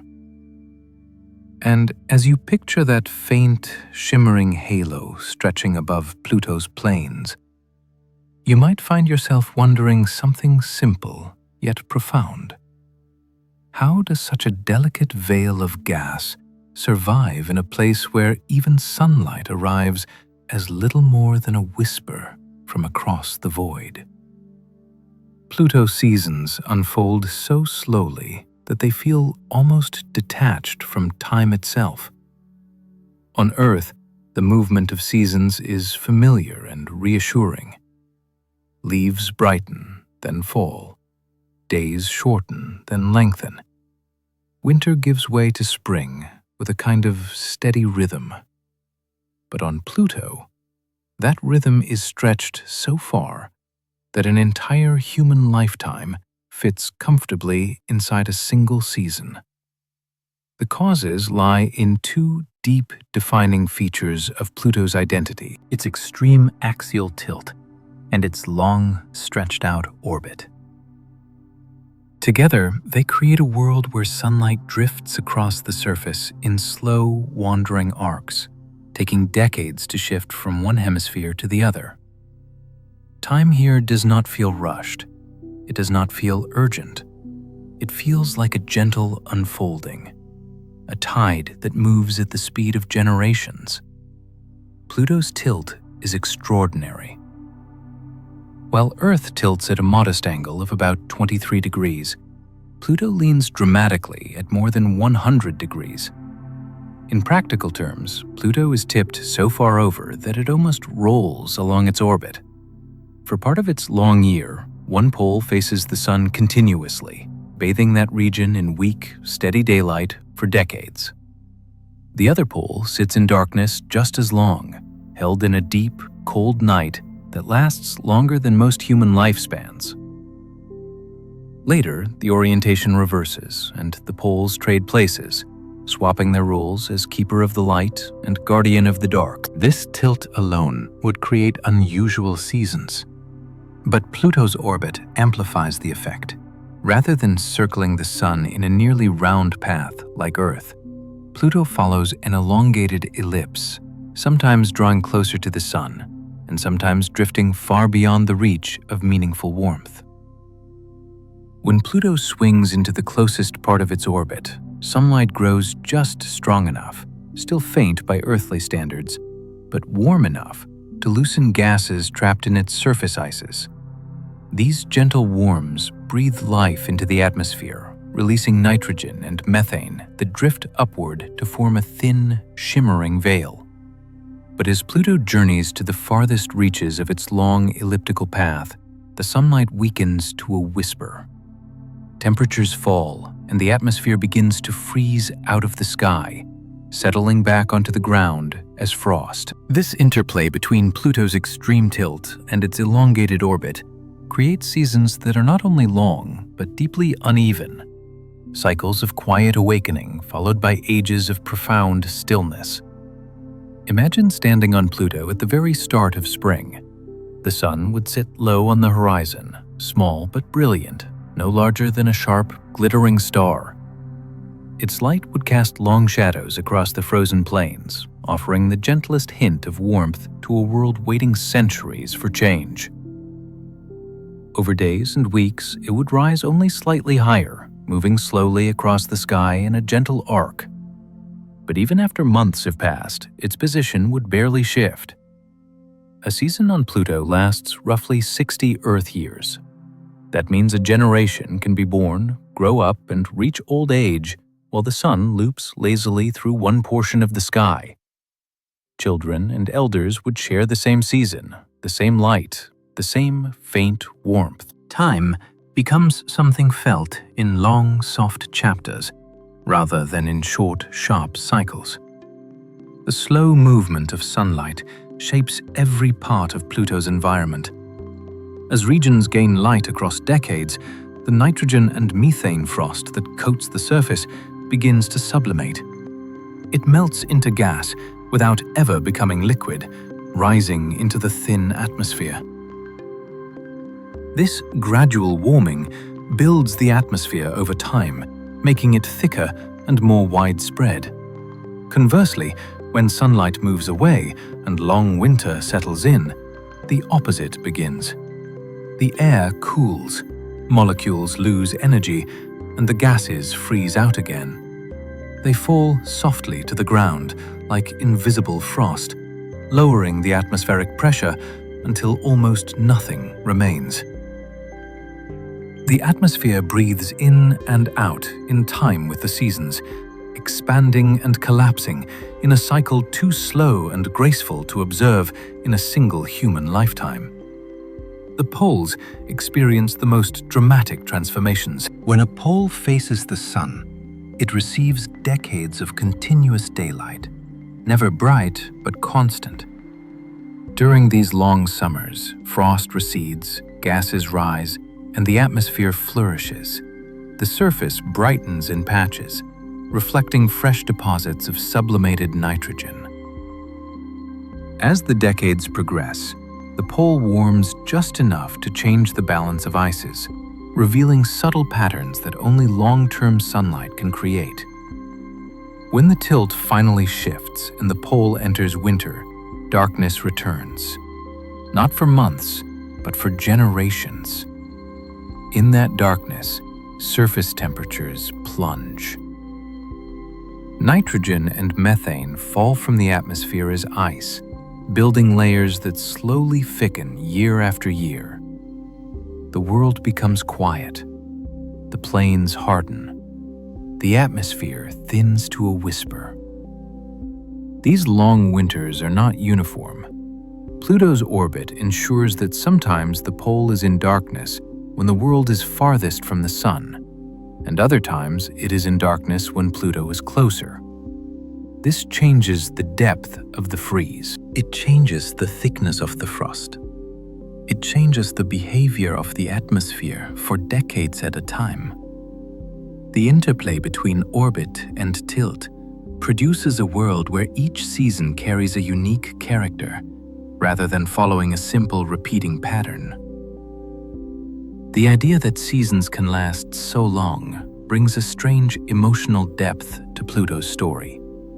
On Earth, seasons mark the rhythm of life.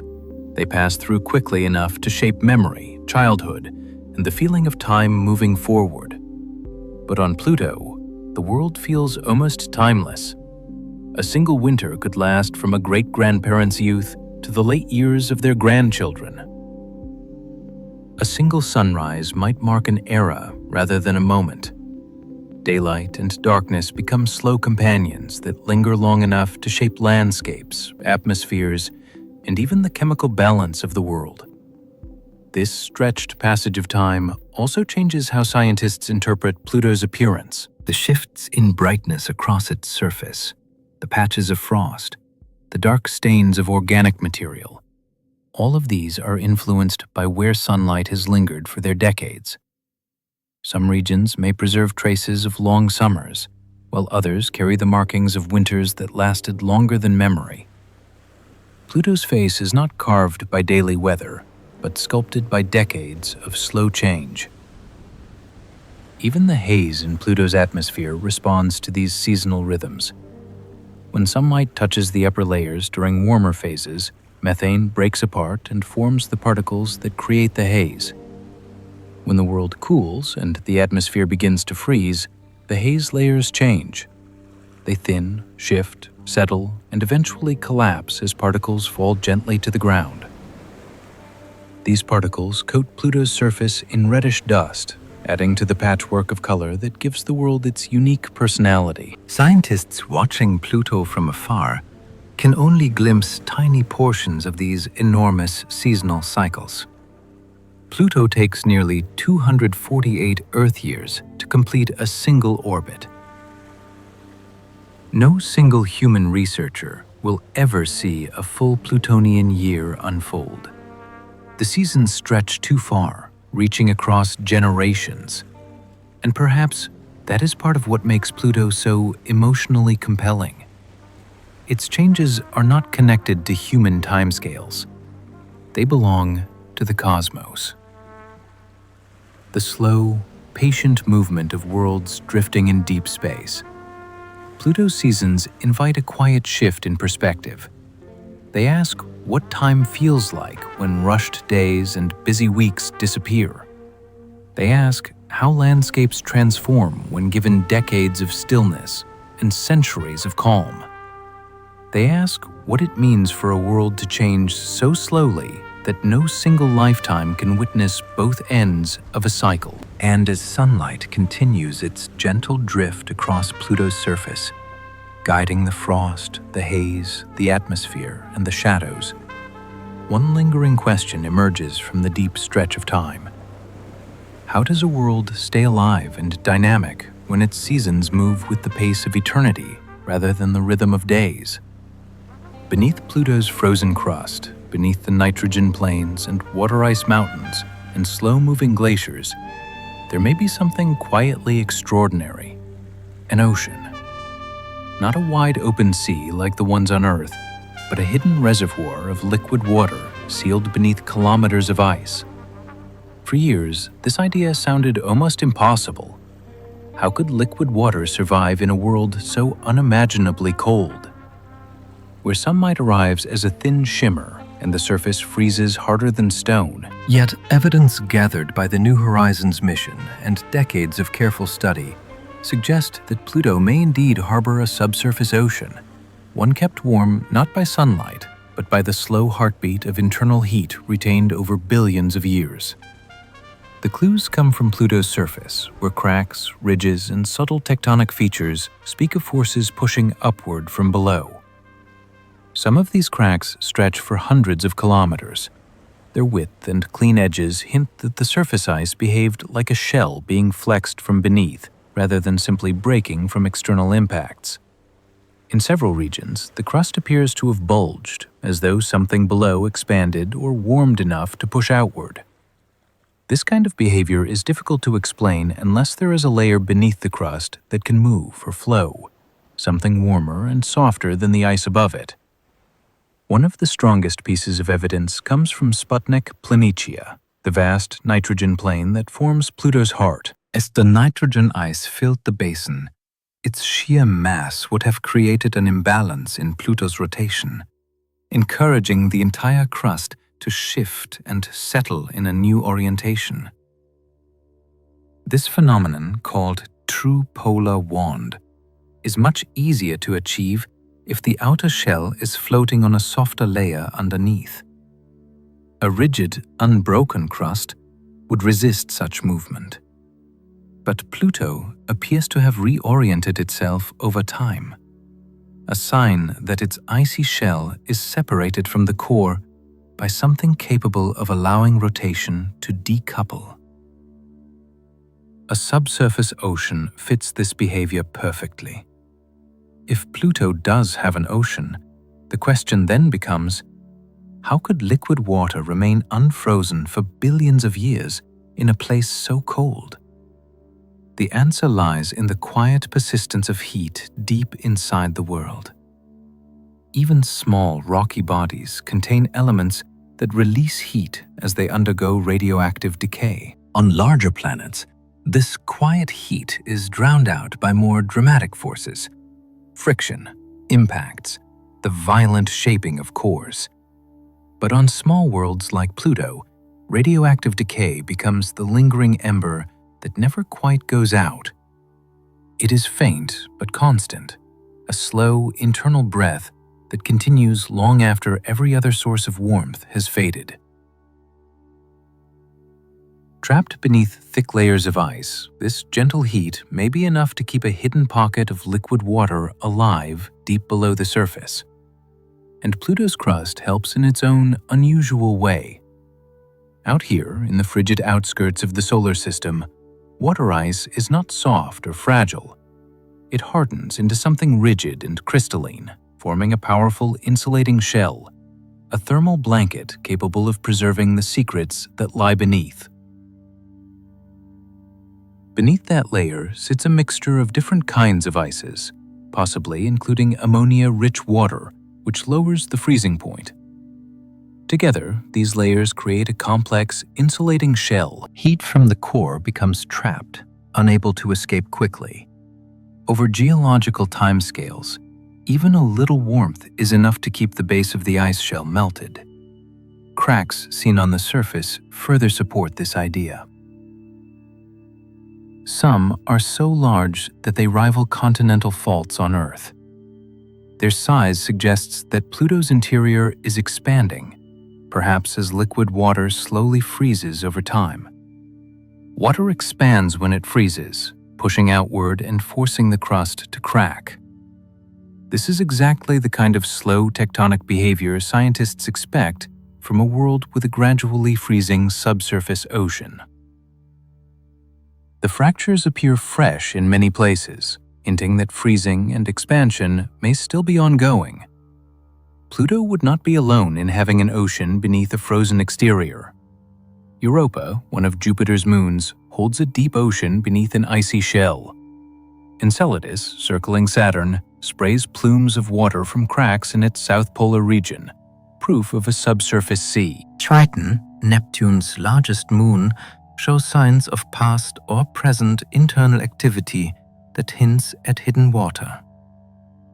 These worlds exist in different environments, but they share a key trait with Pluto: heat retained or generated deep below the surface, protected by insulating layers of ice.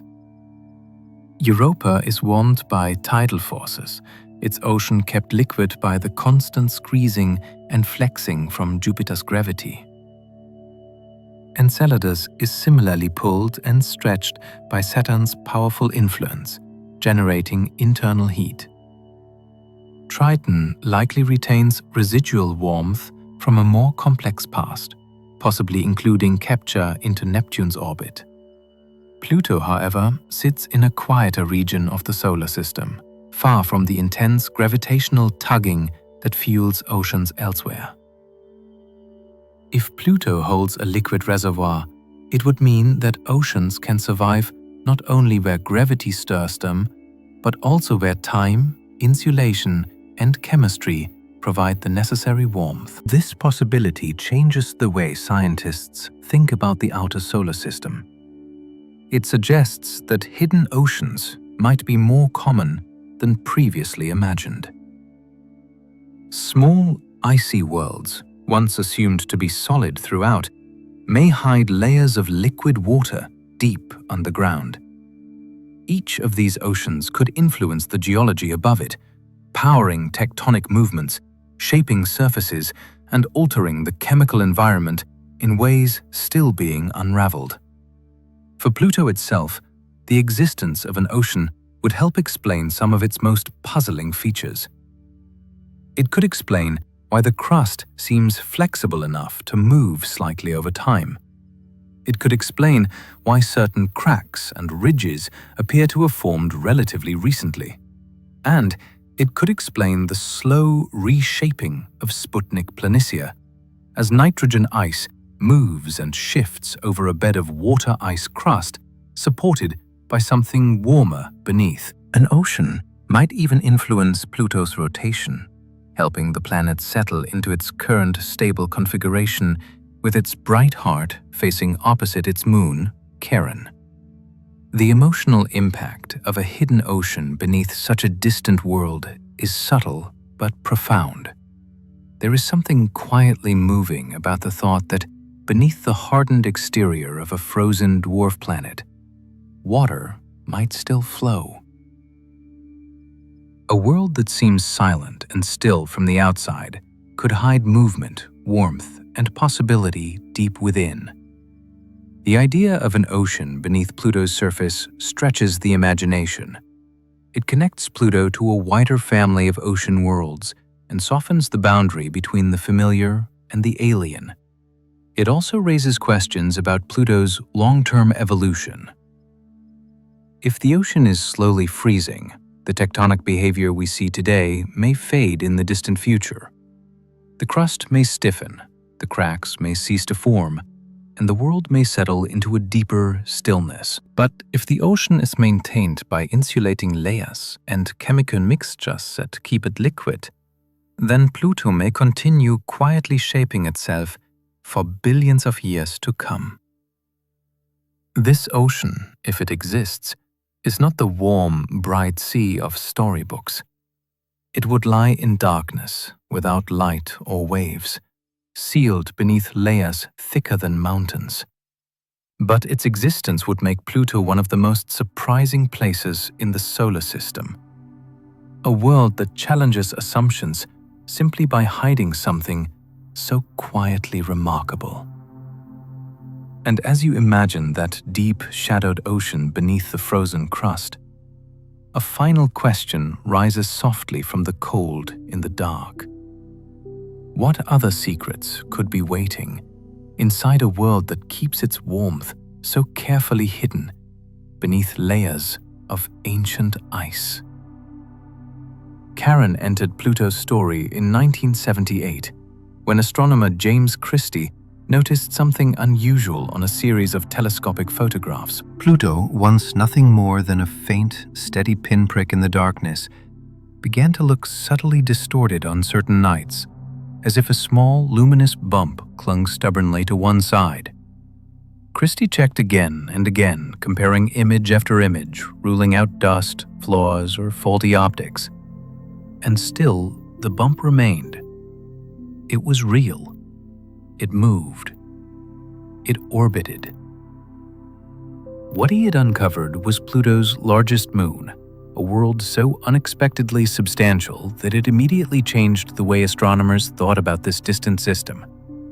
Charon was no tiny companion circling a dominant planet. It was nearly half Pluto's size, massive enough that the two worlds pulled on each other with almost equal strength. Because of this unusual balance, Pluto and Charon do something rare in the solar system.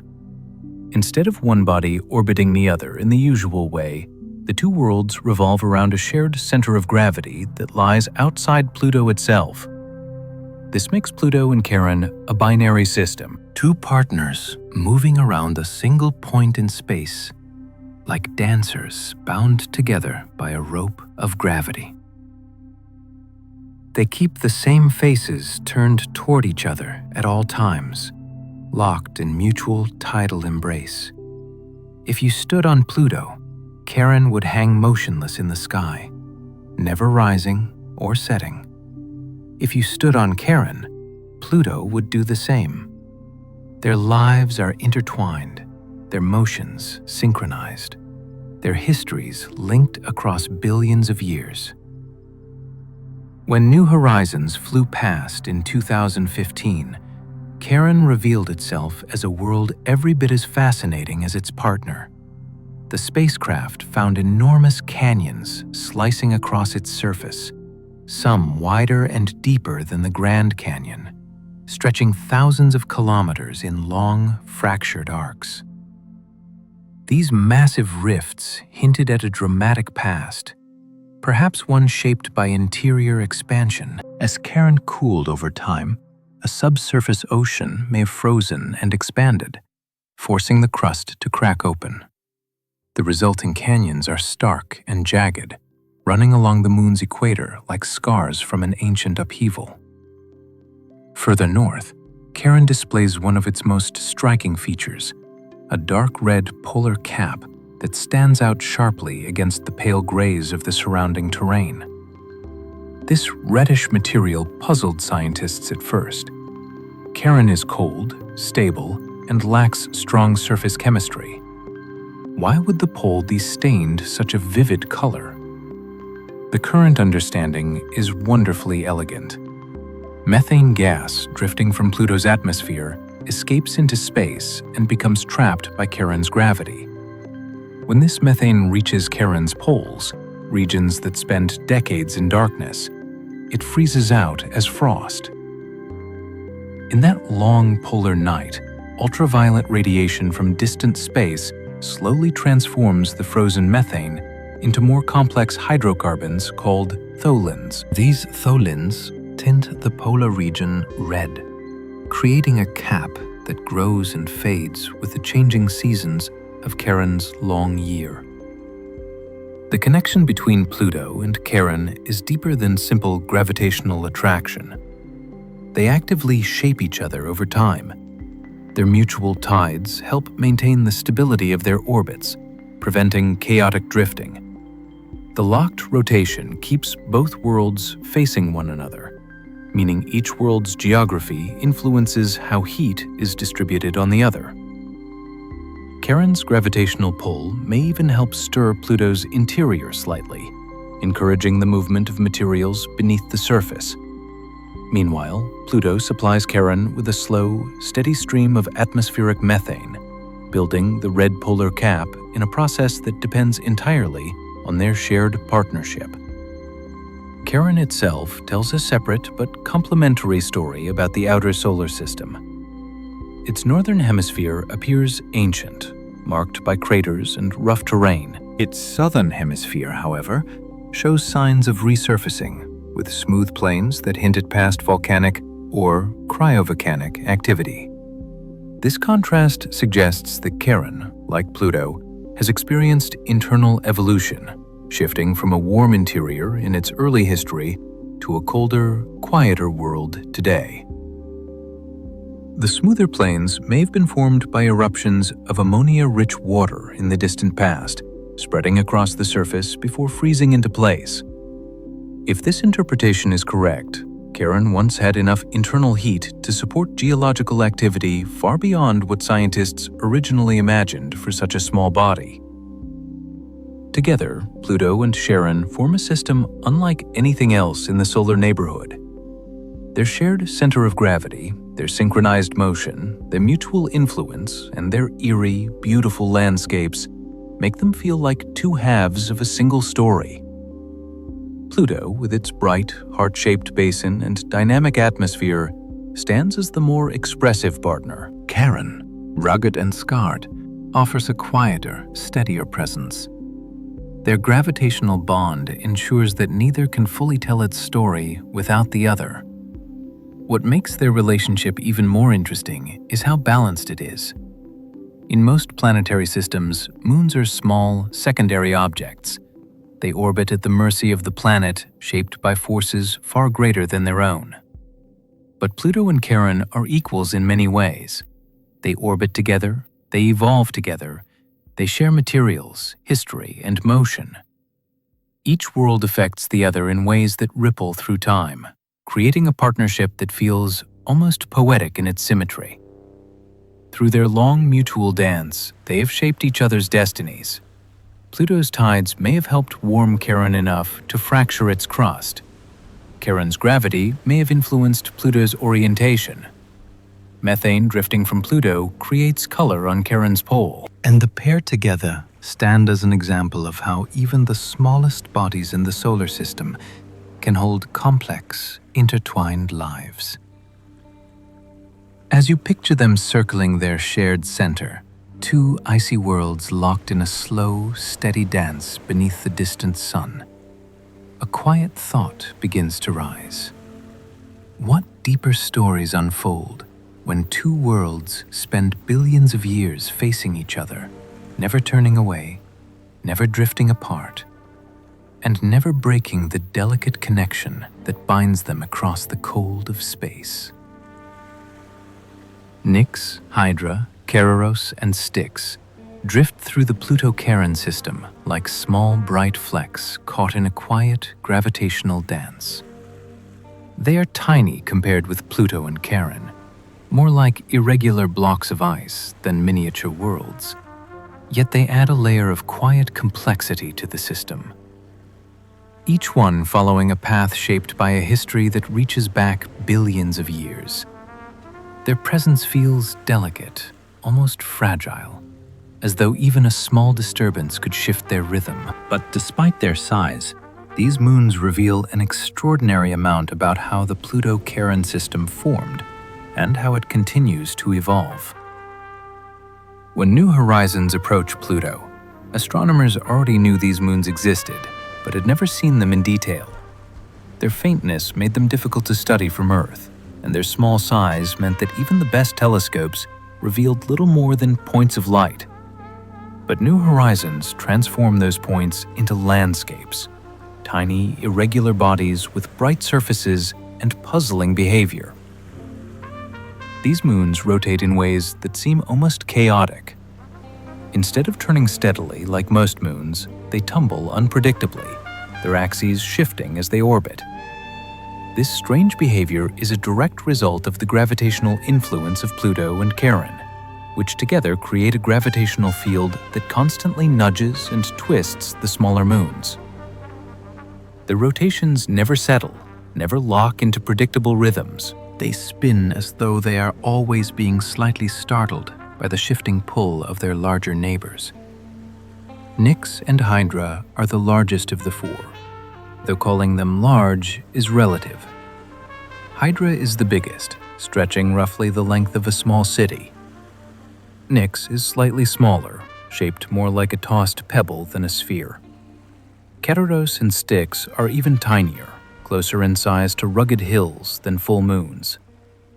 Their smallness gives them unusual shapes, each one elongated or irregular with surfaces marked by bumps, hollows, and gentle curves.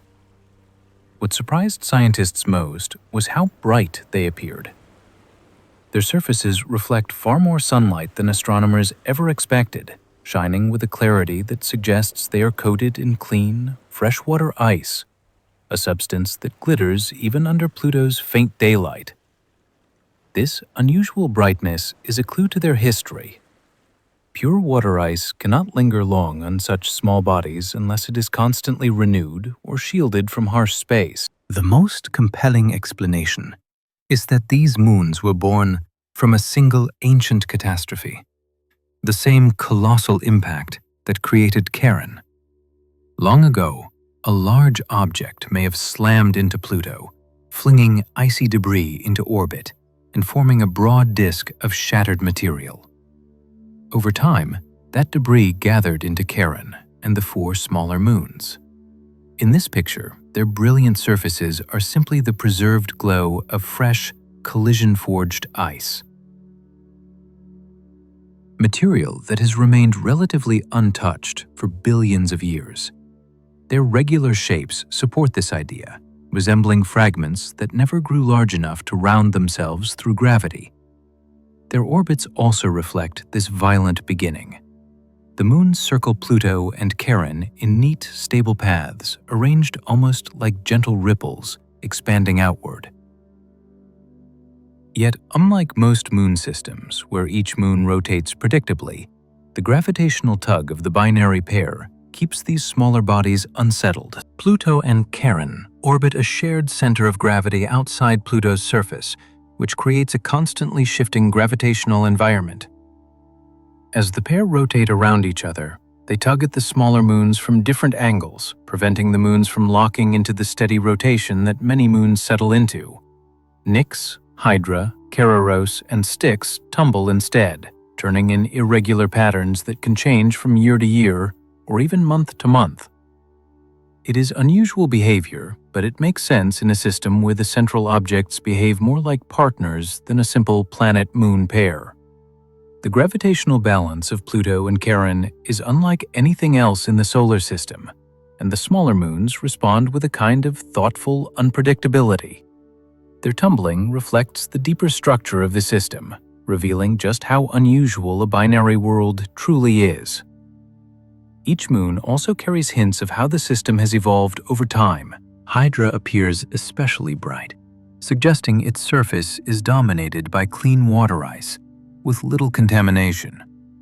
Nix shows patches of light and dark, perhaps areas where darker organic materials have settled. Keroros surprised astronomers by being darker than expected, with a surface less reflective than the others, hinting at a different role in the debris disk that formed them. Styx, the smallest, looks strangely stretched, elongated, like a bead of frozen material gently pulled over time. These differences tell a story. After the Pluto-Charon impact scattered icy debris into orbit, the fragments likely collided, merged, and separated again, forming a collection of distinct bodies. Larger pieces swept through the disk, gathering material until the system settled into its present arrangement. The diversity of the moons shows that this process was messy, governed by countless small collisions, gravitational nudges, and slow accretion. Each moon is like a frozen memory from that ancient era, shaped by chance and preserved in the cold.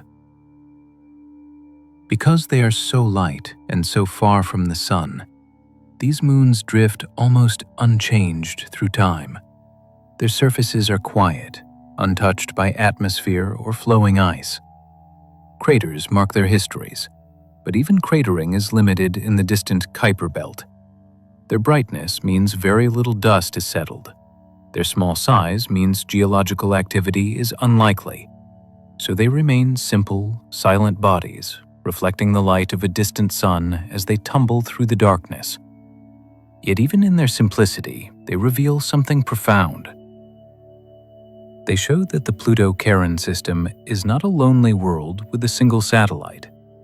It is a small, stable community shaped by a single ancient collision and held together by delicate gravitational ties. Nix, Hydra, Keroros, and Styx give the system a sense of depth, extending its story beyond Pluto and Charon and into a network of tiny companions that each play their part.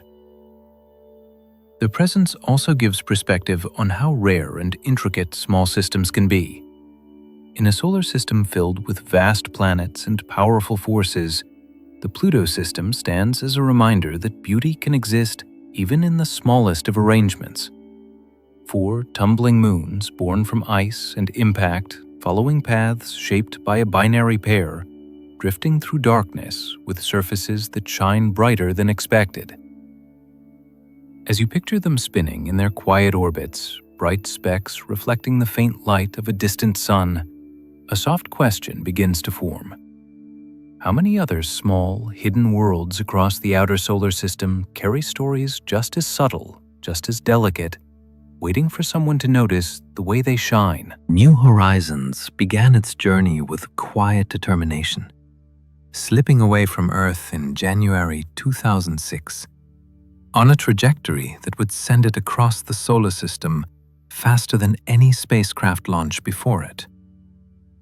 The mission carried a simple purpose: to reach Pluto, a world that had lived for decades as a distant speck of light.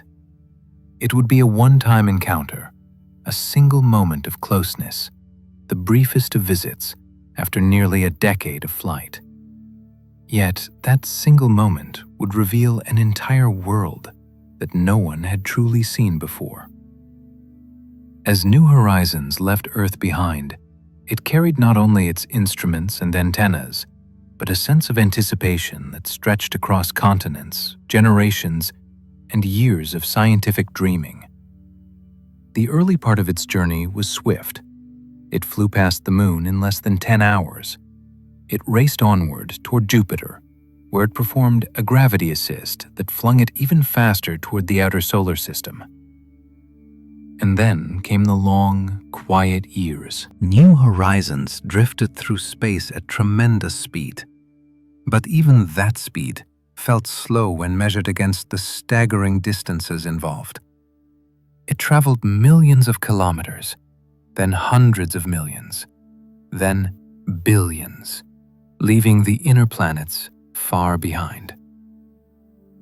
Its instruments were powered down for much of this time, waking only occasionally for check-ins, calibrations, and course adjustments.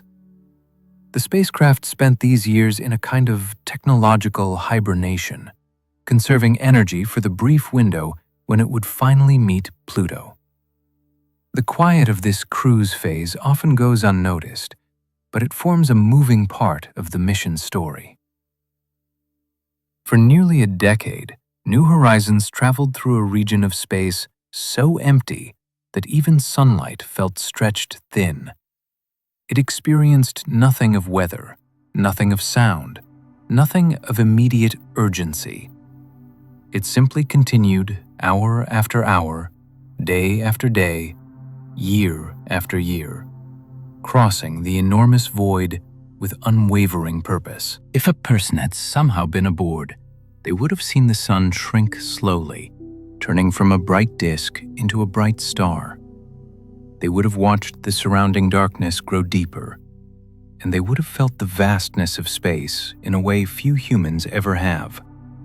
Not as an idea, but as an environment made of silence.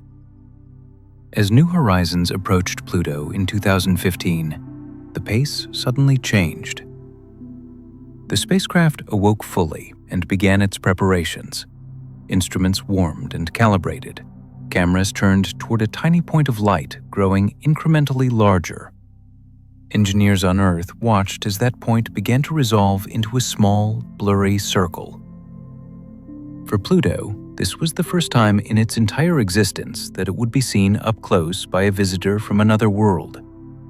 For New Horizons, it was the moment its years of drifting finally became meaningful. The closest approach occurred in July 2015. For a single day, the spacecraft rushed past Pluto at tens of thousands of kilometers per hour, gathering more data than it could transmit quickly. Images, spectra, measurements, and observations filled its memory. Every camera snapped photo after photo.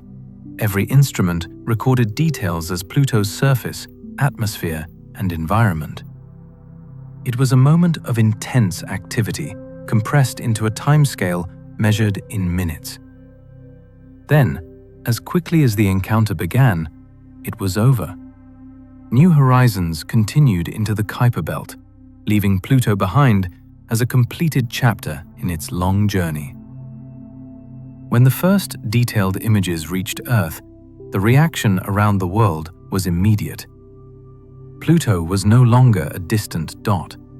It was a place, a world with a heart-shaped plain, towering mountains of water, ice, smooth expanses of nitrogen glaciers, and a sky glowing blue with delicate haze.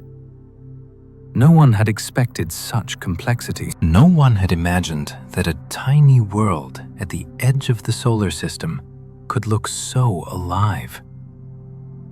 Scientists and the public alike were astonished. The first images felt almost emotional-like, seeing a long-lost relative step into the light after a lifetime of distance. Pluto was no longer a faint, flickering point. It was a world, vivid and alive in ways no one had dared imagine. And the surprises came fast. Pluto's surface was far younger and more active than anyone expected. Entire regions showed almost no craters at all, clear signs of recent geological renewal. The nitrogen ice of Sputnik Planitia was carved into vast polygonal patterns, hinting at slow, rolling convection within the frozen plains. Mountain ranges made of solid water ice rose sharply from the surface, defying predictions that Pluto should have cooled into utter stillness by now. Its thin atmosphere revealed delicate layers of haze stretching more than 200 kilometers into the sky. Every image overturned an old assumption. Every measurement deepened the mystery. Pluto, a world once dismissed as simple, had revealed itself as profoundly complex. Charon, too, surprised scientists. Its vast canyon system, stretching across its equator, suggested internal processes that once reshaped the moon from within. Its dark red polar cap revealed a chemical partnership with Pluto's escaping methane. Its plains showed evidence of resurfacing, hinting at ancient cryovolcanism. The moon's hydra, Nix, Cararos, and Styx tumbled unpredictably, their bright surfaces reflecting the fresh ice of their ancient origins. The entire system, once assumed to be simple, was instead a tapestry of complexity. One of the most powerful moments came when New Horizons turned back toward Pluto and photographed the world in silhouette. Against the blackness of space, Pluto was rimmed with a glowing blue halo. Its atmosphere, scattering sunlight in a soft, ethereal ring. That single image changed the emotional tone of the mission. It showed Pluto not as an icy leftover, but as a world with color, light, and presence. A world capable of subtle beauty, even at the farthest reaches of the solar system. The day to New Horizons returned continued to surprise scientists long after the flyby ended. It redefined ideas about geological activity in cold environments. It demonstrated that worlds as small as Pluto can hold heat for billions of years. It reshaped theories about the Kuiper Belt, revealing that icy bodies can evolve in complex ways. It expanded the list of potential ocean worlds, raising questions about how many other small planets may hold liquid water beneath their crusts. For the broader public, the mission transformed Pluto from a distant concept into something relatable and vivid. People saw a world with a heart-shaped plane, and they felt something human in that image. They saw mountains, valleys, and a sky glowing blue. They saw a world that had been waiting for a visitor since the solar system began. New Horizons showed that exploration is more than the collection of facts. It is the quiet crossing of great distances, the patience of long travel, the beauty of first contact, and the surprise of discovering that the unknown is often far more intricate than imagined. It is the reminder that even worlds on the edge of everything can hold wonders, waiting quietly for the moment someone finally reaches them. And as New Horizons continued into the Kuiper Belt, carrying its memories of that brief encounter, one thought lingered softly in its wake. How many other worlds are waiting in the darkness, holding stories no one has yet seen? Pluto changed the way scientists think about small, icy worlds. Before New Horizons arrived, the general expectation was that a world as tiny and distant as Pluto would be cold, quiet, and geologically silent. Its surface would be old and cratered. Its atmosphere would be thin and temporary. Its interior would be frozen solid. Everything about it, according to older models, should have resembled a relic from the early solar system, ancient, unchanged, and simple. But the moment the first high-resolution images arrived, those assumptions dissolved. Pluto was not simple at all. It was active, textured, layered, and full of surprises. It taught scientists that small worlds can behave like planets much larger than themselves, and that geological activity is not the sole privilege of heat, mass, or proximity to the sun. One of the most important lessons Pluto offered is that cold does not mean dead. Its surface revealed smooth plains with almost no craters, indicating recent resurfacing. Mountains of water ice rose like jagged spires. Glaciers of nitrogen ice crept across the landscape in slow, steady flows. Deep faults stretched across the surface, suggesting tectonic forces at work. None of this aligned with the old view that worlds shrink into silence as they lose internal heat. Instead, Pluto proved that even a small, icy world can store enough warmth to drive movement for billions of years. This warmth may come from radioactive decay in its interior, or from the insulating effect of thick layers of ice, or from chemical mixtures that lower the freezing point of internal water. Whatever the source, Pluto showed that cold planets can still be alive with quiet motion. Pluto also expanded the idea of cryovolcanism. Cryovolcanoes are volcanoes that erupt not molten rock, but cold materials like water, ammonia, or methane. Before New Horizons, cryovolcanism was mostly associated with moons like Enceladus or Triton, worlds shaped by tidal forces from giant planets. Pluto, lacking a giant neighbor, was not expected to show similar behavior. Yet surface features hinted that it may have experienced cryovolcanic eruptions in the distant past. Some regions, especially around the mountain Reitmonds, suggest uplift and smooth surfaces that might have been formed by the outflow of slushy water-ammonia mixtures. These features are not confirmed volcanic structures, but they look different from impact craters or tectonic fractures.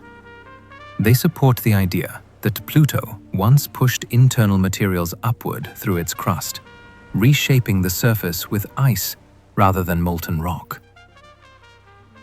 This possibility reshaped ideas about how planets evolve. Scientists once believed that cryovolcanism required strong tidal heating, but Pluto showed that internal heat alone may be enough. If Pluto can produce such features without being stretched and squeezed by a giant planet, then many other distant worlds might be capable of similar activity. This suggests that geological evolution is far more varied and resilient than previously imagined. Pluto also taught scientists that icy surfaces can behave in ways that mimic familiar geological processes. Nitrogen ice, for example, flows like glaciers on Earth, forming troughs and ridges and carrying darker particles with it. Methane ice brightens elevated regions. Carbon monoxide plays a role in reflectivity. These exotic ices form landscapes that resemble those shaped by water, wind, and volcanic activity on Earth, but through entirely different mechanisms. The world became a natural laboratory for geology at temperatures far below what terrestrial scientists typically study. The tectonic features on Pluto provided another lesson. The deep fractures stretching across its surface are unusually wide and clean. They suggest that Pluto's crust expanded over time, possibly as an internal ocean slowly froze and expanded, pushing the crust outward. This behavior supports the idea of subsurface oceans on small worlds and hints that such oceans may be common in the outer solar system. The cracks also indicate that Pluto's shell is thick and strong, capable of transmitting stresses across large distances. This strength is a direct result of extreme cold, which transforms water ice into a material harder than granite. In this way, Pluto flipped expectations again, showing that geological features usually associated with strong internal processes may instead be sculpted by the materials themselves. Another insight Pluto offered relates to the early solar system. The Kuiper Belt, once considered a quiet region full of simple, icy bodies, turned out to be home to worlds with rich geological histories. Pluto's composition, atmosphere, and surface activity suggest that the objects in the outer solar system are more complex than early theories predicted. Instead of representing untouched leftovers, they may have experienced heating, melting, differentiation, and resurfacing. Pluto's nitrogen ice plains, methane frost, organic compounds, and possible ocean all hint at a world altered by processes that unfolded over billions of years. This encourages scientists to look more closely at other Kuiper Belt objects and consider what secrets they might hide. Pluto also reframed what it means to be a small world. Before the New Horizons flyby, there was a simple division between planets and minor planets, between large worlds with active geology and small, icy bodies regarded as static. Pluto blurred that line. It demonstrated that small worlds can be layered, dynamic, and full of ongoing processes. It showed that the presence of an atmosphere does not depend on size alone. It revealed that icy objects, even those barely large enough to hold spherical shapes, can store internal heat for vast stretches of time. Pluto's very existence challenged long-held assumptions about what worlds are capable of. One of the most unexpected lessons came from its atmosphere. Pluto's thin blue haze revealed that even in a place where sunlight is little more than a pale whisper, complex atmospheric chemistry can still bloom. High above the surface, methane molecules break apart under faint ultraviolet light, forming delicate hydrocarbons that drift slowly downward like microscopic snow. As these particles settle, they tint the landscape with the soft, reddish hues seen across Pluto's frozen face. The haze itself rises hundreds of kilometers into the sky, arranged in thin, luminous layers shaped by subtle waves and shifting temperatures. And despite its frailty, this atmosphere breathes with the seasons, freezing out almost entirely in the long, distant winter, then reappearing in spring as the world warms by just a few precious degrees. Even in the outer darkness of the solar system, Pluto reminds us that a world can be quiet and still profoundly alive. Pluto's atmosphere proved that complexity does not require density. It only needs the right ingredients and time. Another lesson lies in the role of the Pluto car system. Their unusual double orbit and gravitational balance influence each other's surfaces, rotations, and geologic histories. Material escapes from Pluto and collects on Charon's poles, creating the red cap. Tides between the two bodies may have driven early internal evolution. Their shared center of gravity affects the behavior of the smaller moons. Together, they form a miniature system more intricate than anyone expected, showing that even tiny planetary pairings can hold deep scientific value. Pluto taught scientists that the solar system is not neatly divided into categories of active and inactive worlds. It is not a place where only large planets matter. Instead, it is filled with surprises. Small worlds with internal oceans, distant bodies with atmospheres, and icy regions with unexpected heat. It taught researchers to be cautious with assumptions, to leave room for wonder, and to expect that even the most distant objects may hold stories that challenge our understanding. But perhaps the most important lesson Pluto offered is emotional rather than scientific. It reminded the world that exploration is worth the time, the patience, and the long years spent drifting through darkness. It showed that beauty and complexity are not limited to the bright inner solar system, but extend all the way to the edge, where sunlight is weak and time moves slowly. It taught us that no world is too small or too distant to surprise us. And as all these lessons settled into the scientific community, one question rose softly through the new understanding. If Pluto, a world once dismissed as a cold, simple remnant, can hold so much depth, what else in the outer darkness might be waiting to reshape our view of the universe all over again? In 2006, a quiet meeting in Prague changed the way the world thought about Pluto. Astronomers from around the globe gathered to answer a question that had lingered for years. What exactly is a planet? It is not a question of sentiment or tradition. It was a question of definition. The solar system was growing not through new planets, but through the discovery of many large objects in the Kuiper belt. One of them, Eris, appeared to be roughly the same size as Pluto. If Pluto was a planet, then should Eris be one too? And what about the dozens of similar icy worlds that were likely waiting to be discovered? The need for clarity had finally reached a point where the scientific community felt a formal definition was necessary. Before this meeting, planet had no official scientific definition. It was a word passed down through history, shaped more by culture than by consistent criteria. Mercury, Venus, Earth, and Mars were planets because ancient astronomers saw them wandering across the sky. Jupiter and Saturn were planets for the same reason. Later, Uranus and Neptune joined the list because telescopes revealed their presence. Pluto was added in 1930, simply because it appeared to be the next object in the sequence of discoveries. No formal rules guided these choices. It was tradition layered on tradition. But science evolves, and by the early 2000s, discoveries in the outer solar system forced astronomers to reconsider. The Kuiper belt was filled with icy bodies, some small, some unexpectedly large. Pluto suddenly looked less like a unique outpost and more like a member of a large family. Without a clear definition, the list of planets could swell to 20, 30, or more. The solar system would look very different on paper, and scientists needed a framework that reflected structure rather than chance. The final definition adopted by the International Astronomical Union was simple on paper, but powerful in effect.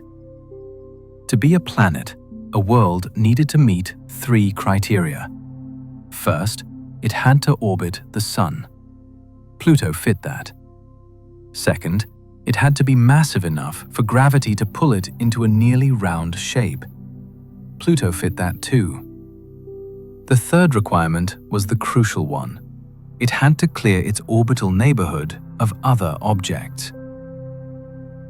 In other words, it needed to be gravitationally dominant, sweeping smaller bodies aside as it traveled. Pluto drifting within a dense region of Kuiper belt material did not meet this requirement.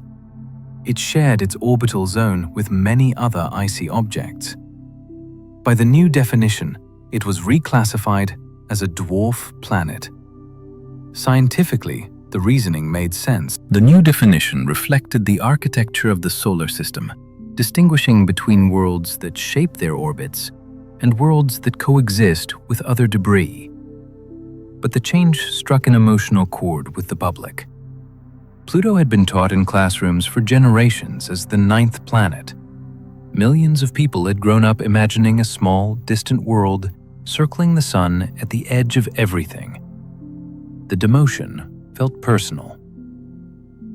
Even though the world of Pluto itself remained unchanged, it still orbited. It still shone faintly in the dark. It still held its mountains, plains, and mysterious atmosphere. What changed was only the label. Arguments in favor of restoring Pluto's planetary status came quickly, and they continue to this day. Some astronomers argue that the third criterion is unfair, because gravitational dominance depends heavily on distance from the Sun. If Earth were moved to Pluto's orbit, it would also fail to clear its neighborhood. Others suggest that geophysics should be the defining factor. If a world is round, differentiated, and shaped by internal processes, then it behaves like a planet and should be called one. By this standard, Pluto qualifies with ease. It has active geology, layered ices, possible cryovolcanoes, and perhaps even a hidden ocean beneath its frozen crust. Pluto is anything but simple. Another argument rests on the spirit of exploration itself. When New Horizons unveiled its vast nitrogen plains, its towering ice mountains, and that delicate blue haze suspended above the surface, many felt that Pluto had earned the title planet through the sheer richness of its character. The images awakened something deeply human, a sense that Pluto was not just a distant shard of ice, but a world with personality, complexity, and history.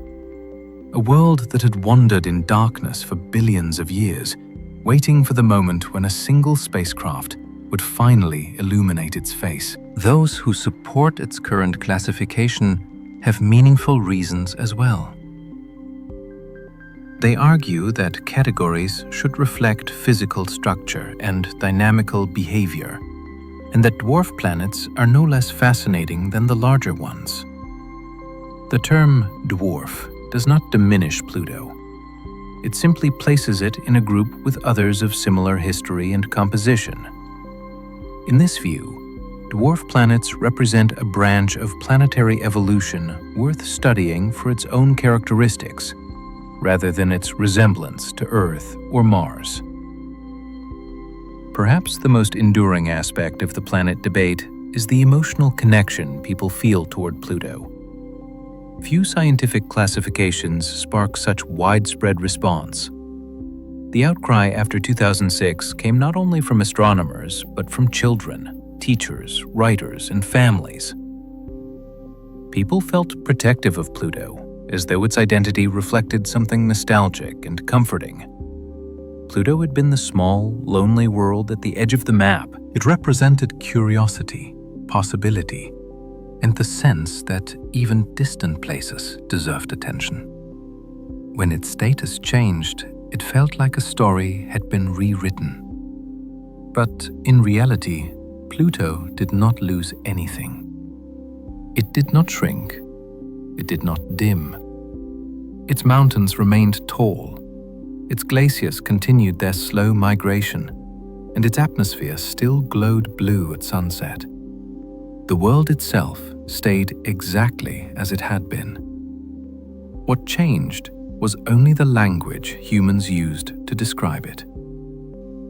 And as time has passed, many have come to see that Pluto's richness and beauty grow more compelling the more we learn about it. Whether called a planet or a dwarf planet, it remains one of the most surprising worlds in the solar system.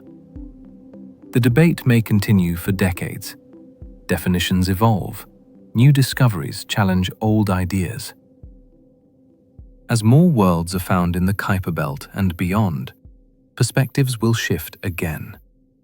But through it all, Pluto holds a unique place in both science and imagination. It represents the way exploration reshapes understanding, and the way understanding reshapes emotion.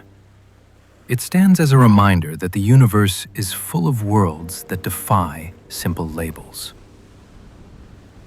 In the end, Pluto's story shows how science evolves as new evidence appears, reminding us that understanding the solar system is less about labels and more about learning how each world works in its own quiet way.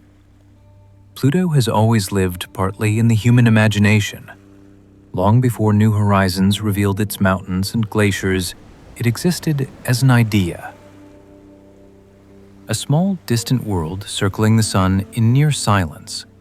For many people, that quiet distance made Pluto feel strangely relatable. It was the last planet on school posters, the little one on the edge, the outsider that still belonged. It appeared in storybooks, classroom models, documentaries, and the kind of childhood conversations that happen while looking up at the night sky.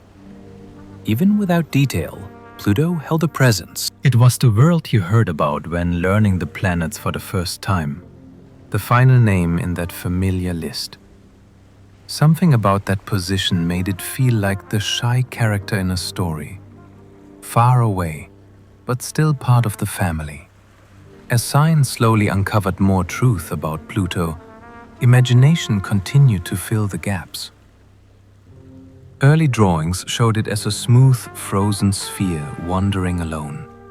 Some stories gave it seas of methane or cities beneath the ice. Films and novels used it as a backdrop for mystery, isolation, or discovery.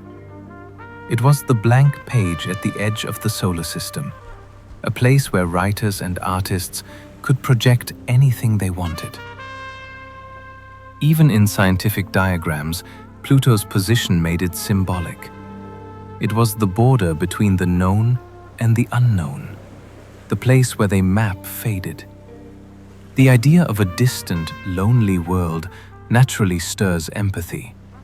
Humans tend to look at remote places and give them character, especially when those places appear small or overlooked. Pluto seemed to fit that role perfectly. It was discovered late, faint in the sky, orbiting far beyond the bright planets.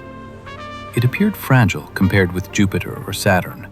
It had a long, slow year and a tilted axis that made its seasons unusual. All these details contributed to the feeling that Pluto was a quiet world trying its best in a harsh environment. People projected emotions onto it, not because Pluto asked for them, but because the image of a tiny world enduring deep cold resonates with how people sometimes feel themselves. Even mythology plays a part in Pluto's identity. The name, inspired by the Roman god of the underworld, added an air of darkness and mystery. It felt fitting for a world receiving only faint light, orbiting in a region few had imagined in detail. But mythology blended with science in unexpected ways. Instead of a gloomy underworld, modern observations revealed a world with bright ice, pale mountains, and soft atmospheric haze. Pluto became both mythic and scientific, shaped by ancient stories, yet redefined by data. This mix helped keep Pluto in the public imagination long after it was reclassified, long after debates over its status faded in the news cycle. The reclassification in 2006 did something unusual. It made people speak about Pluto with protectiveness. Children wrote letters asking for its status to be restored. Teachers continued using old posters because they felt attached to the 9-planet layout. Artists created illustrations showing Pluto looking confused or left out. It was one of the rare times when a scientific update produced a cultural ripple. People were not just responding to a change in terminology. They were responding to a story they had grown up with. Pluto had been part of that story. And the idea of moving it into a different category felt like losing a character halfway through a book. When New Horizons sent back its images, the cultural impact deepened. Suddenly, Pluto was not just a symbol, it had a face. The heart-shaped plane became an instant icon. Newspapers featured it. Social media flooded with it. People described it as sweet, welcoming, or poetic.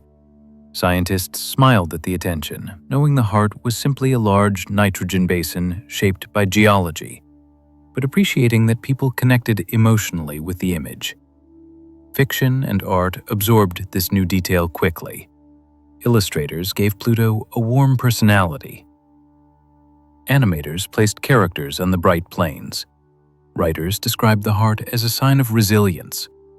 A scientific feature became a cultural emblem almost overnight. Why does Pluto inspire this response more strongly than many larger or more dramatic worlds? Part of the reason lies in its contrast. When something small reveals unexpected depth, people tend to notice. Pluto was expected to be simple. Instead, it turned out to be layered, textured, and full of movement. That surprise created affection. It was like opening a small, unassuming box and finding something intricate inside. The emotional reaction followed naturally from the shift in expectation. Another reason is distance. Pluto resides far beyond Neptune, in a realm where sunlight thins into a faint glow and temperatures fall to unimaginable lows. Its distance lends it an air of quiet endurance. When people picture a world surviving endless winters and dim light, they naturally imagine qualities like patience, resilience, and solitude. Pluto itself is indifferent to such meanings, of course, but the human mind reaches for them anyway. Stories keep Pluto alive in our imagination. It appears in films, novels, games, and poetry. Sometimes it's portrayed with scientific accuracy. Other times it becomes a symbol of isolation, curiosity, or transformation. In classrooms, Pluto often becomes a touchstone for conversations about how science evolves. Teachers use it to explain that knowledge evolves, that definitions shift, and that learning is an ongoing process rather than a fixed list of facts. Pluto becomes a way to show students that exploring the universe sometimes leads to revisions, and that revision is a sign of progress rather than error. Scientific discoveries reinforce these stories rather than replace them. Images of Pluto's glaciers, haze layers, and mountain ranges add detail that artists and writers can build upon. Instead of contradicting imagination, the real Pluto gives storytellers more to work with. The surface's variety, the possible presence of a subsurface ocean, the connection with Chiron, and the presence of smaller moons expand the narrative. Pluto becomes a world with depth rather than a blank canvas. There's also something appealing about the way Pluto balances harsh conditions with gentle features. The cold is extreme, yet the landscape includes smooth plains. The atmosphere is thin, yet it glows a soft blue. The heart-shaped basin looks inviting despite being made of frozen nitrogen. This mixture of extremes creates a poetic tension that captures people's attention. It feels like a world that should be desolate, but instead reveals quiet beauty. In a broader sense, Pluto reflects the emotional side of science. Exploration is not only about numbers and measurements, it is also about curiosity, hope, and the feeling that the universe contains places worth reaching, even if they seem distant or small. Pluto sits at the edge of the familiar solar system. Reaching it required ambition, patience, and nearly 10 years of travel. When the images returned, they carried not only scientific information, but a sense of accomplishment. People saw the photographs and felt connected, not just to Pluto, but to the idea of human exploration itself. Pluto's cultural role continues to evolve. New scientific papers bring more details. Artists reinterpret old ideas. Children still draw it with big eyes and a smile. Authors still place characters on its icy plains, and educators still use it to talk about how science works. Through all these forms, Pluto remains more than a world.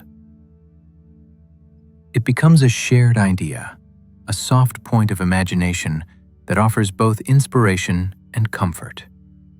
And as Pluto settles into this dual identity, both scientific and symbolic, it leaves behind a quiet impression.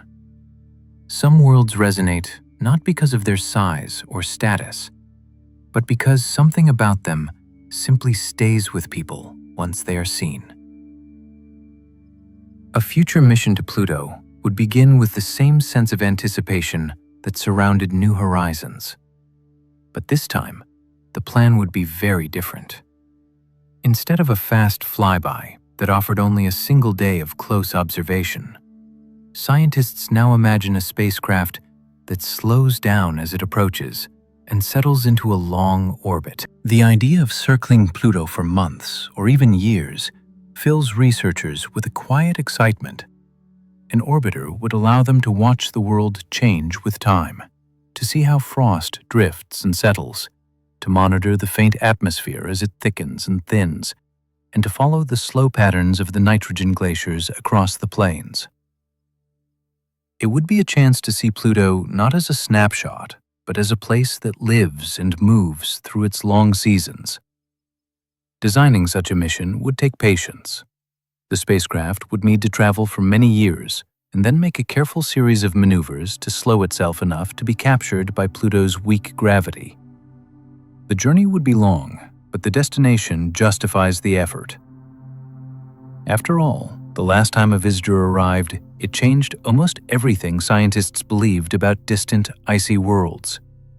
An orbiter would offer the kind of lingering presence needed to understand Pluto at a deeper level. It could map the entire surface in fine detail, track changes across the long Plutonian day, and reveal which regions evolve over time and which remain frozen in place.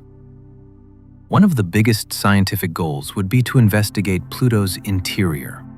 The possibility of a hidden ocean beneath the icy crust is one of the most intriguing questions left by New Horizons. An orbiter could fly repeated paths over the same regions, measuring tiny shifts in Pluto's gravity. These measurements would allow scientists to create a picture of what lies inside, layer by layer.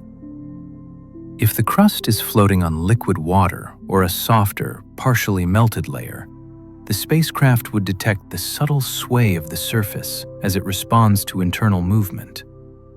Discovering a liquid reservoir beneath Pluto's shell would reshape ideas about how small worlds retain heat and how they evolve over billions of years.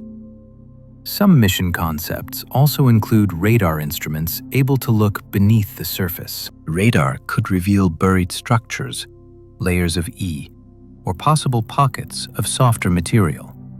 It could show whether the crust is uniform or varied. It might even detect fractures or ridges hidden beneath the frost. With these tools, scientists could build a three-dimensional understanding of the world rather than relying on surface appearance alone. Another important priority is direct analysis of Pluto's surface. A lander would be challenging but enormously rewarding. The low gravity and extreme cold require careful engineering, yet the scientific payoff would be significant. A lander could scoop small amounts of nitrogen ice, methane frost, or darker organic particles and analyze them on the spot. Even a few samples would carry information about chemical processes, atmospheric cycles, and the long history of surface changes. The composition of these ices would help scientists understand how Pluto formed and how the outer solar system has evolved over time. A more flexible option is a small hopping vehicle. In Pluto's low gravity, a modest push from a cold gas thruster could lift a hopper from one region to another, allowing it to explore multiple sites during a single mission. It could touch down on the smooth plains, leap toward the foothills of a water ice mountain, and travel to darker, more ancient terrain farther away. A hopper could study regional differences in composition and texture, revealing how Pluto's surface varies across its complex landscape. Any return mission would also revisit Charon. New Horizons showed that Pluto's largest moon is a world with its own story, complete with massive canyons and smooth plains, hinting at a dynamic past. An orbiter could map Charon's surface with high precision, revealing structures too small for the flyby to capture. It could study the dark red polar cap and confirm how methane from Pluto transforms into complex organic material during the long polar night. It could analyze the fractures that stretch across the surface and investigate whether Charon once had a warmer interior capable of reshaping its crust. The 4 smaller moons also deserve attention. Nix, Hydra, Kerberos, and Styx rotate unpredictably, and scientists want to understand how the gravitational pull of the Pluto and Charon pair influences them. An orbiter could watch these moons over time, tracking their movement and behavior in a way no Earth-based telescope ever could. It could map their reflective surfaces and search for signs of variation in their composition. Studying these small moons offers clues about the ancient collision that likely formed the entire system. Their shapes, rotations, and surface features still carry signatures of that event, preserved in the cold. Some mission proposals include atmospheric probes designed to drift gently through Pluto's thin sky. These small craft could sample the haze particles directly, collect tiny grains of hydrocarbon dust, and measure how temperature and pressure change with altitude. They could watch the atmosphere collapse as winter approaches, or study how it expands during the long. Understanding these cycles would deepen knowledge of how atmospheres evolve in extreme environments. Another idea is a dedicated sample return mission. This would be ambitious and would take decades, but the notion of bringing a piece of Pluto back to Earth is tempting. Even a pinch of nitrogen frost or a dusting of methane ice would be a scientific treasure. In Earth-based laboratories, far more sensitive than anything a spacecraft can carry, researchers could examine each molecule in exquisite detail. A tiny sample could reveal the chemistry of the early solar system, the nature of exotic ices, and the hidden processes that sculpt worlds in the deep cold. An orbiter could also open the door to exploring even farther. The Kuiper Belt holds countless icy worlds, most still untouched by any spacecraft. Once its work around Pluto is complete, an orbiter in that distant region would be perfectly positioned to visit new targets. A flyby of another Kuiper Belt object could reveal how its surface compares to Pluto's, widening our understanding of just how diverse and how surprising these remote worlds truly are. Such a mission would not only deepen Pluto's science, but widen the picture of the entire outer region.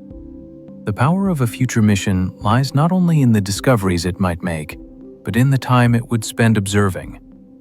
Many of Pluto's most interesting processes unfold slowly. The gases in its atmosphere change over decades. Frost patterns shift across seasons that last longer than human lifetimes. Glaciers creep in tiny increments. To understand these changes, scientists need long-term observation. An orbiter could watch these slow transformations, capturing details that a single flyby could never reveal. A return mission would also answer lingering questions about why Pluto is so active. It could determine whether the internal heat source is steady or fading. It could measure how quickly the atmosphere collapses and reforms. It could determine how long the nitrogen plains retain their smooth texture before becoming marked by new impacts. It could reveal whether the mountains continued to shift ever so slightly, or if the crust has locked into place. There is a sense of quiet optimism among scientists when they talk about returning to Pluto. They know that the journey would take years and that the challenges are significant. Yet, they also remember the moment New Horizons showed the world Pluto's bright plains and blue sky. That moment proved that the outer solar system still holds surprises worth traveling toward. A future mission would build on that legacy, offering not just new facts, but a deeper sense of how this distant world fits into the story of the solar system. Whatever form the mission takes, one thing is almost certain. When humanity returns to Pluto, the world will reveal details that no one expects. It has done so every time it has been studied, and there's no reason to believe the pattern will end. The next visit would not just refine current knowledge, it would shift understanding again, opening new questions and offering new perspectives on the frozen worlds that drift in the quiet beyond Neptune. Pluto settles gently in the mind after a long journey. It begins as a distant point of light and slowly becomes a place with texture, color, and story. Its mountains rise from water, ice hardened by the cold. Its plains hold frozen nitrogen that shifts in slow, patient flows. Its thin atmosphere glows with soft blue light when touched by the far-off sun. Every part of Pluto carries a sense of quiet resilience, shaped by conditions that would silence most worlds, yet somehow allowing beauty to emerge in the darkness. Across this journey, each layer of Pluto revealed something different.